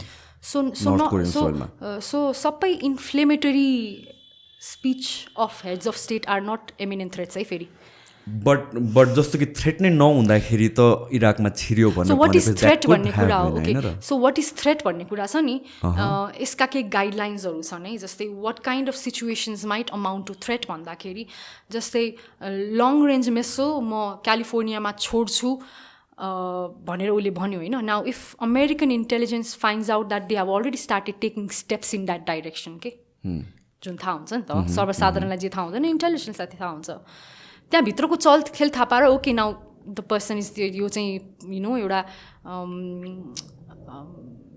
अनसाउन्ड माइन्डमा होइन इम्पल्सिभ एउटा सोसियल मिडिया ऱ्यान्ट मात्र होइन यो चाहिँ they are serious about it भने then it becomes a threat right but it's for them to decide होइन त यो केसमा त होइन म त it's for them to decide नि त होइन यो माल त सो दे डिसाइडेड द्याट बरु त्यो भन्दा पनि नि होइन अहिले जुन साउथ चाइना सीमा लगातार जे भइरहेछ that so there is concept of national waters र इन्टरनेसनल वाटर्स भन्छ नि होइन so US right not just Taiwan होइन बट त्यो होल रिजनमा होइन युएसको आर्टिफिसियल आइल्यान्डको नजिक चाइनिज सिप आइदियो भने अथवा नर्थ कोरियन सिप आइदियो भने त्यसलाई चाहिँ बरु धेरै ठुलो थ्रेटको रूपमा हेरिन्छ के बिकज द्याट्स मटेरियल नि त सो जस्तो कि मटेरियल एभिडेन्स छ क्या अफ थ्रेट सो जस्तो कि ताइवानको एयर स्पेसमा फ्रिक्वेन्टली फ्लाइ गरेर आएको छ चाइना सो त्यो केसमा चाहिँ रिटालिएट गर्न मिल्छ मिल्दैन किनभने यस्तो हो फेरि यहाँनिर कन्सेप्ट अफ स्टेटहुड आउँछ क्या फेरि बुझ्नुभयो नि because when you're saying that well when you're saying that चाइनाको एयर स्पेसमा चाइनिज इन्कर्सन भइरहेछ बेसी ताइवानको ताइवानिज एयर स्पेसमा चाइनिज इन्कर्सन भइरहेछ वाटर्समा पनि होइन well China would say that Taiwan is not a state and that's what it says होइन सो यो चाहिँ कस्तो भन्दा यो ग्रे एरिया हो क्या इन्टरनेसनल लमा होइन ल युएन चार्टरको त्यो जुन युज अफ फोर्सको ल छ त्यसमा पनि ग्रे एरिया हो किनभने युज अफ फोर्स हुनको लागि क्लियरली कुनै देश सभरिन स्टेट छ भने त्यहाँनिर त्यो क्वेसन आस्क गरिराख्नु परेन के तर होइन युज अफ फोर्स अथवा threat to use of force पनि भएको छ तर साथसाथै अर्को पनि एउटा कन्टेन्सियस क्वेसन छ होइन अनि त्यो कन्टेन्सियस क्वेसन भनेको चाहिँ जसमा बल प्रयोग भइरहेछ अथवा बलको त्रास छ त्यो देश पनि हो कि होइन भन्ने क्वेसन छ भने then it becomes a more complicated question किनभने त्यो पहिला डिटर्मिन गर्नु पर्यो नि त ताइवानले त आफूलाई स्टेट नै भनेर डिक्लेयर गर्छ चाइनाले मात्र नमाने सो नाउ पब्लिक इन्टरनेसनल लमा स्टेटहुड भन्दाखेरि त्यसको 4वटा एलिमेन्ट्स हुन्छ होइन ओके अनि will not go in those होइन तर रेकग्निसन चाहिँ त्यसको एलिमेन्ट होइन है सो कतिवटा देशले ताइवानलाई मानेको छ कि छैन भन्ने कुरा it does not even matter है ताइवानले आफूलाई डिक्लेयर गरेको छ कि छैन does not even matter so self recognition र अरू स्टेटले तिमीलाई रेकग्नाइज गर्छ कि गर्दैन डज नट म्याटर त्यो 4वटा एलिमेन्ट मिट हुनुपर्छ अनि त्यो 4वटा एलिमेन्ट मिट भएर जति पनि केसहरू आइसिजेमा गएको छ इन्टरनेसनल कोर्ट अफ जस्टिस जसले चाहिँ अन्तर्राष्ट्रिय कानुनको व्याख्या दिने हो होइन डिस्प्युट आयो पार्टिजहरू बिचमा अनि त्यसमा चाहिँ अन्तर्राष्ट्रिय कानुन के हो भनेर व्याख्या दिने हो त्यो त्यसमा चाहिँ 2टा केस 3टा केस भएको छ अहिलेसम्म होइन तर यो वेस्टर्न सहारा एडभाइजरी ओपिनियन हुन्छ वेस्टर्न सहारा एउटा देश हो कि होइन भन्ने कुरा भयो होइन सो अनि क्यानाडाको पनि कोर्टले क्युबेक होइन क्युबेक देश हो कि होइन किनभने क्युबेकको जनताहरूले पनि त्यही क्लेम गरे कि हाम्रो त्यो 4वटा चाहिँ हाम्रो एलिमेन्ट्सहरू पुग्छ भनेर पार्ट अफ क्यानाडा हो नि त well but then that's what Quebec claimed you see that's what China would say for Taiwan right So internationally recognized China Taiwan as a state. That's what I said. Recognition does not matter. Okay. International law ले के भन्छ? International UN ले के भन्छ? Montevideo Convention भन्ने छ एउटा होइन जो मोन्टभिडियो कन्भेन्सनको मोन्टभिडियो कन्भेन्सनको आर्टिकल 1 भित्र 4वटा एलिमेन्ट मेन्सन गरिएको छ अनि त्यो 4वटा एलिमेन्ट पुग्छ कि पुग्दैन भन्ने क्वेसन हो एन्ड आई सेड त्यो 4वटामा चाहिँ त्यो रिकग्निसन चाहिँ एलिमेन्ट होइन होइन त्यो 4वटा पुग्छ भनेरै क्युबेकले क्यानाडाबाट सिसिड गर्नको लागि क्लेम गर्यो अनि क्याटालोनियाले पनि बार्सिलोनाले पनि स्पेनसँग क्लेम गर्यो तर दबाइयो नि ती मुभमेन्टहरू दबाइए होइन objectively you could say that एलिमेन्ट्सहरू मिट गर्छ तर यु नो वाट यो पनि एउटा एकदम कम्प्लेक्स म्याटर छ कि इन्टरनेसनल ललाई किनभने इन्टरनेसनल लले के भन्छ भन्दा सेसेसन राइट हो पनि भन्दैन होइन पनि भन्दैन के या सो द्याट्स कति मात्र भनिदिन्छ यो 4वटा एलिमेन्ट हो सो अब के हुन्छ त सो ताइवानले के भन्छ, ताइवानले पनि मोन्टभिडियो कन्भेन्सनलाई साइट गरेर हाम्रो यो 4वटा आर्टिकल 1 मिट हुन्छ भन्छ। तर अब गर्ने के, आइसिजे जाने होइन? वेल फर्स्ट अफ अल चाइनाले जुरिस्डिक्सनै मान्दिँदैन आइसिजेको, अनि कसले भनिदिने, अब कसले दिलाइदिने त्यो? सो मेकानिजमै छैन के। अनि आइसिजेमै गएर जजमेन्टमा के ओके चाइना ताइवान के हो, लेट्स से चाइनाले आइसिजेको क्षेत्राधिकार मानिदियो, ल सुन्दे जजमेन्ट दिदिए भनेर होइन भनिदियो, ताइवानको एप्लिकेसनमा भने पनि यो केसमा के भइदिन्छ, आइसिजेको जजमेन्टले अहिलेसम्म यो छुट्टी नपाउने सेसेसनलाई न त अधिकारको रूपमा मानेको छ, हो पनि भनिदिएको छैन, होइन पनि भनिदिएको छैन के। Which is why decades after decades यो इस्यु त्यत्तिकै वरिपरि self and I said recognition is not an element होइन। सो विच इज वाइ म अन्तर्राष्ट्रिय कानुनको विद्यार्थी र टिचरको रूपमा म अहिले तपाईँलाई क्लियरली भन्न सक्दिनँ कि Taiwan is a state. So म युज अफ फोर्सको ल नै युज गर्दिनँ, किनभने त्यसको लागि पूर्वाधार के हो, स्टेटहुड हो। दिस इज हाउ यस्तै कानुनी प्रावधानको आधारमा नै इन्टरनेसनल रिलेसन काम गर्ने हो।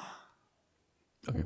So let's talk about one more thing. कोभिडको केसमा है, अब I'm not going to go like चाइनाले गर्यो या गरेन अनि त्यसपछि अरू कन्ट्रिजले त्यसलाई अब के गर्ने actions, let's talk about nationally state wise होइन। जस्तो कि जुन मेजर्सहरू लियो होइन, लकडाउन्सहरू गर्यो, यो त्यो इकोनोमिकल इस्युजहरू प्रब्लम्सहरू आयो, नट जस्ट इकोनोमिक इस्युज, धेरै इस्युजहरू अराइज भयो, त्यसको लायबिलिटी स्टेटले लिने कि नलिने र स्टेटलाई लिन लगाउन सकिन्छ कि सकिँदैन? नो नेपालको कुरा गरौँ है, सो सिटिजन्स भर्सेस द स्टेटको कुरा गर्नु। सो ओके, सो म त अझै भन्छु होइन, तपाईँको त्यो फर्स्ट जुन तपाईँले भन्नुभयो नि त्यसको कुरै नगरौँ होइन, म भन्छु हल्का कुरा गरौँ। किन भन्नुहोस् न, किनभने वर्ल्ड हेल्थ अर्गनाइजेसनको पनि ट्रिटी छ है एउटा, ओके, अनि त्यसको अनुमोदन नेपालले पनि गरेको छ, चाइनाले पनि गरेको छ। अनि यो this is no longer debatable that it came from China होइन। Well it originated from China, yeah so अब यो कसरी भयो र यसमा कसको लापरवाही छ र चाइनाको उत्तरदायित्व के छ यहाँनिर, उसले के चाहिँ लापरवाही गर्यो अथवा लापरवाही भएको होइन, यो साँच्ची नै आउट अफ कन्ट्रोल यो कुरा हो, इट्स अ नेचुरल डिजास्टर जसलाई प्रिभेन्ट गर्नै सकिँदैन थियो भन्ने कुरा we will never know for sure now. किनभने यो गर्नको लागि त जुन फ्याक्ट फाइन्डिङ हुनु पर्थ्यो, एउटा इन्डिपेन्डेन्ट एउटा बडी नै बनेको हो WHO, र त्यही ट्रिटी अन्तर्गत है, त्यसैको प्रावधान अन्तर्गत एउटा मेकानिजम बनेको हो अफ इन्डिपेन्डेन्ट एक्सपर्ट्स होइन, अफ साइन्टिस्ट, जो चाहिँ अब चाइना गएर त्यहाँनिर भएको सत्य तथ्य पत्ता लगाउने एउटा बनेको हो। चाइनाले राम्ररी कोअपरेटै गरेन नि त्यसमा, so we will never know exactly कहाँनिर कसको गल्ती भयो भन्ने कुरा। वी क्यान ओन्ली गेस के, अब हाम्रो बेस्ट गेस मात्र हुनसक्छ right. So I agree with you. So अब यसको कुरै नगरौँ, किनभने हामीले एउटा रिजनेबल ग्राउन्ड अफ फ्याक्ट नभएसम्म हामीले केही कुरामा भन्न पनि मिल्दैन। सो त्यो हामीसँग त्यो आधारै छैन, किनभने फ्याक्टै छैन। नाउ कमिङ टु नेपाल है, अब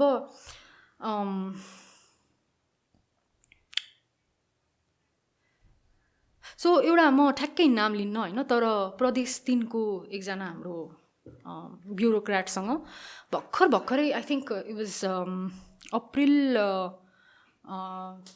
2020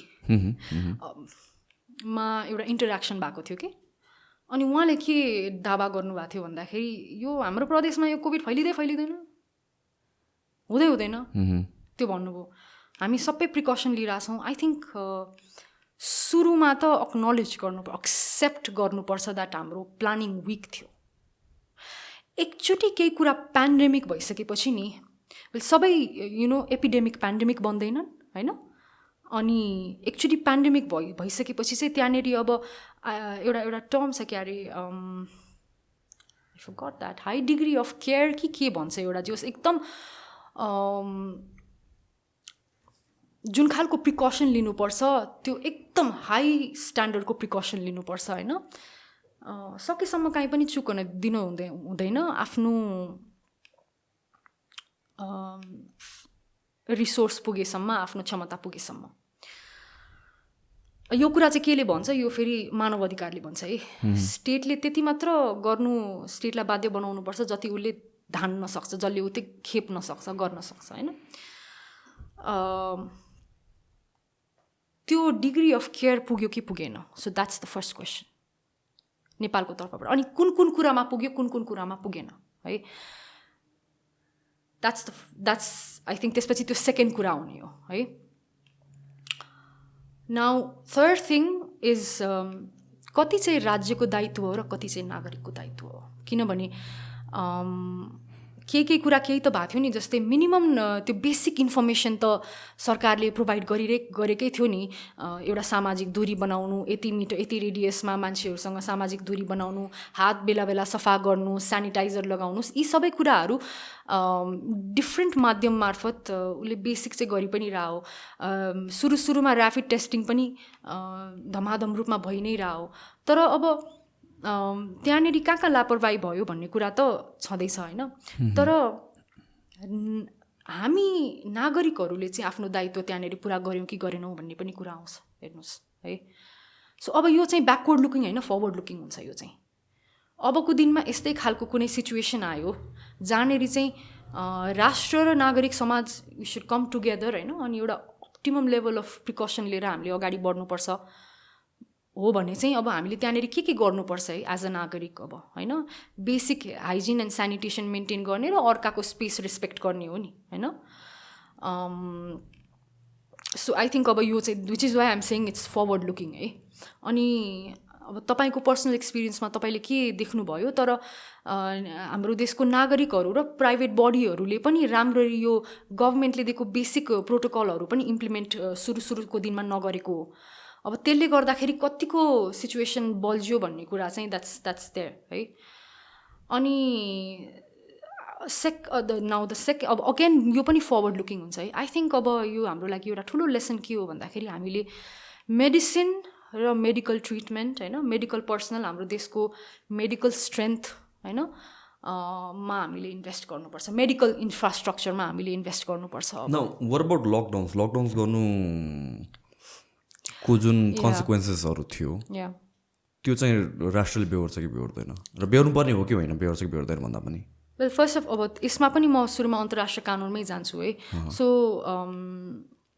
WHO अग्रिमेन्टले के भन्छ on that is directly lockdown impose गर्न मिल्दैन ब्ल्याङ्केट लकडाउन इम्पोज पनि गर्नु हुँदैन पार्सल सेलेक्टिभ गर्नुपर्छ भन्ने होइन अनि उसले त्यो एसेन्सियल र नन एसेन्सियल वर्कर्सको कुराहरू पनि WHO को गाइडलाइन्सहरूबाटै आएको त्यो कुनै एउटा स्टेटले बनाएको होइन अफकोर्स अमेरिकाको CDCले अलिकति त्यसलाई एक्सप्लेन गरेर चाहिँ हो जसलाई हामीले लिएर त्यो इम्प्लिमेन्ट चाहिँ गऱ्यौँ होइन तर अब तर कस्तो चाहिँ हो भन्दाखेरि WHOले पनि स्टेटहरूमाथि नै छोडिदिएको छ क्या यसमा चाहिँ अब स्टेटलाई त्यो बेलाको समय परिस्थिति हेरेर चाहिँ रिजनेबल लाग्छ कि लाग्दैन पार्सियल लकडाउन गर्ने टोटल लकडाउन गर्ने अथवा अनि त्यो लकडाउनमा कस्ता खालका मेजर्सहरू लिने भन्ने कुरा चाहिँ स्टेटको हो है अनि so basically what I'm saying is lockdown आफैमा अन्तर्राष्ट्रिय कानुनको विपरीत चाहिँ होइन ओके एन्ड अब त्यो लकडाउनको कन्सिक्वेन्स के भयो भन्ने कुरा चाहिँ हो त्यहाँनिर अब again we need to come to human rights होइन and also the constitution so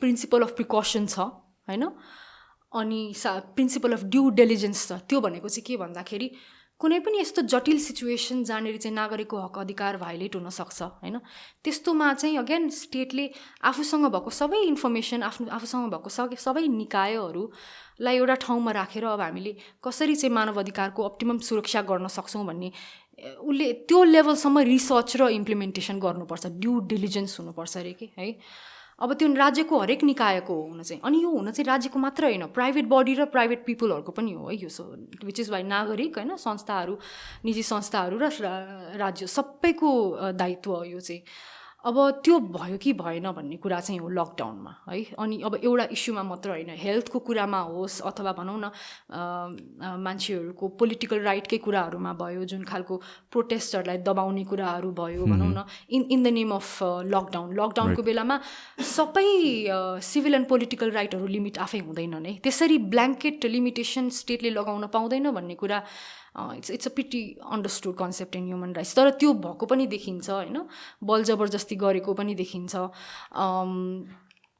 अब मान्छेको बेसिक हेल्थको राइट कति स्टेटले पर्याप्त गर्यो कि गरेन अनि कुन प्रदेशमा कति भयो भनौँ न हस्पिटलमा अब राम्ररी ट्रिटमेन्ट नपाएर कसैले एकदम राम्रो ट्रिटमेन्ट पाउने अनि धेरैवटा हस्पिटलले त्यसको नाममा भनौँ न आफ्नो राइट्सहरू पनि अब्युज गरेको पनि देखिन्छ। ती हस्पिटलहरूमाथि कतिको कन्ट्रोल गर्न सक्यो स्टेटले, ती कुराहरू पनि छन्। सो मान्छेको बेसिक राइट टु हेल्थ कतिको ग्यारेन्टी गर्न सक्यो भन्ने कुरा त्यो पनि छ। राइट टु एजुकेसन भयो, हाम्रो एन्टायर भनौँ न एजुकेसन सिस्टम जसरी होल्डमा गयो अनि त्यहाँनिर कति डिस्प्यारिटी थियो, सबै स्कुलहरूले अनलाइन क्लासेस चलाउन पनि सकेनन्, कति स्कुलहरू बन्द भयो, कति कलेजेसहरू स्पेसली प्राइभेट स्कुल्स प्राइभेट कलेजेसहरू बन्द हुनु पऱ्यो होइन। अब त्यसले गर्दाखेरि किसिमको लोड जुन अलरेडी एउटा थियो टु प्रोभाइड क्वालिटी एजुकेसन झन् बर्डन बढेर आयो, बिजनेसेसहरू सटडाउन भयो। सो एउटा systematic violation of human rights देखिन्छ है यहाँनिर। राइट, सिस्टमेटिक म किन भन्छु भन्दाखेरि इन्स्टिट्युसनले इन्टेन्सनली नगरे पनि उसको लापरवाहीले गर्दाखेरि, which is why systematic, right. तर अब यसको कन्सिक्वेन्स के हुने भन्ने कुरा हो। अब अब त्यससँग ती निकायहरूमा काम गर्ने भनौँ न सरकारी कर्मचारीहरूलाई हामीले अब औँला ठड्याएर तपाईँले यो गर्नुभयो गर्नु भएन भनेर चाहिँ के हुन्छ भन्ने कुरा हो कि, किनभने यो कलेक्टिभ रेस्पोन्सिबिलिटीको कुरा हो है। एउटा इन्स्टिट्युसनको लापरवाही मात्र होइन, यो it's almost like systemic failure, एउटा इन्स्टिट्युसनल फेलियर। नेपाल मात्र होइन, दुनियाँको हरेक देशले नै यो कुरा स्वीकारेको छ, एउटा सिस्टेमिक फेलियर देखिन्छ। हामी अन्डर प्रिपेयर्ड देखिन्छौँ पेन्डेमिकको लागि होइन भन्ने कुरा हो, विच इज वाइ यो फरवर्ड लुकिङ हुनुपर्छ। अबको नेक्स्ट टाइम फेरि लकडाउन गऱ्यो भने अब गर्दैन म त्यो भन्छु है। अनि भन्न चाहिँ फेरि अब स्मार्ट लकडाउन भन्ने कुरा छ, वेल यो कानुनी शब्द होइन होइन। सो अब चाहिँ आई थिङ्क WHO ले पनि एकदम स्टर्नली भनिसकेको छ द्याट यो लकडाउन स्पेसली टोटल लकडाउन होइन, which is why smart lockdown भने हो, टोटल लकडाउनहरू नगर्नु। Okay, that's what the agreement itself says directly, किनभने यो कन्भिनियन्स होइन कि राज्यलाई जे कन्भिनियन्ट लाग्छ त्यो गर्ने होइन, स्टेप बाई स्टेप आउनुपर्छ होइन, निड बेसिसमा आउनुपर्छ, जुन डिफिकल्ट हो गर्नलाई, बट देन त्यो गर्नुपर्छ राज्यले। अनि पार्सियल लकडाउन्स गर्ने हो भने पनि अब त्यसको इम्प्याक्ट असेसमेन्ट हुनु पऱ्यो, अब त्यसले त्यो सेक्टरमा के इम्प्याक्ट पार्छ अनि सकेसम्म देशको अर्थतन्त्र होइन अनि एउटा व्यवस्था राज्य व्यवस्था नै डिस्ट्रप्ट हुने गरी चाहिँ लकडाउन नगर्नु भन्ने स्टेटमेन्ट्सहरू र डाइरेक्टिभ्सहरू WHO बाट पनि आएको छ। सो त्यही हो। सो फुली अर्को लकडाउन हुँदैन होला। विल डिपेन्ड्स अन अर्को वेभ आउँछ कि आउँदैन फर्स्ट अफ अल होइन। Okay, I think we should end this as a 2 घन्टाभन्दा बेसी कुरा गरिसक्यो। Anything you want to say at the end? केही छ, केही छुट्या जस्तो छ हामीले कुरा गर्न, के छुट्या छ त्यस्तो? I guess that's it. Okay, thanks so much for being here. Yeah, I'm glad to be here. Thank you for having me. Thank you so much, guys. Bye.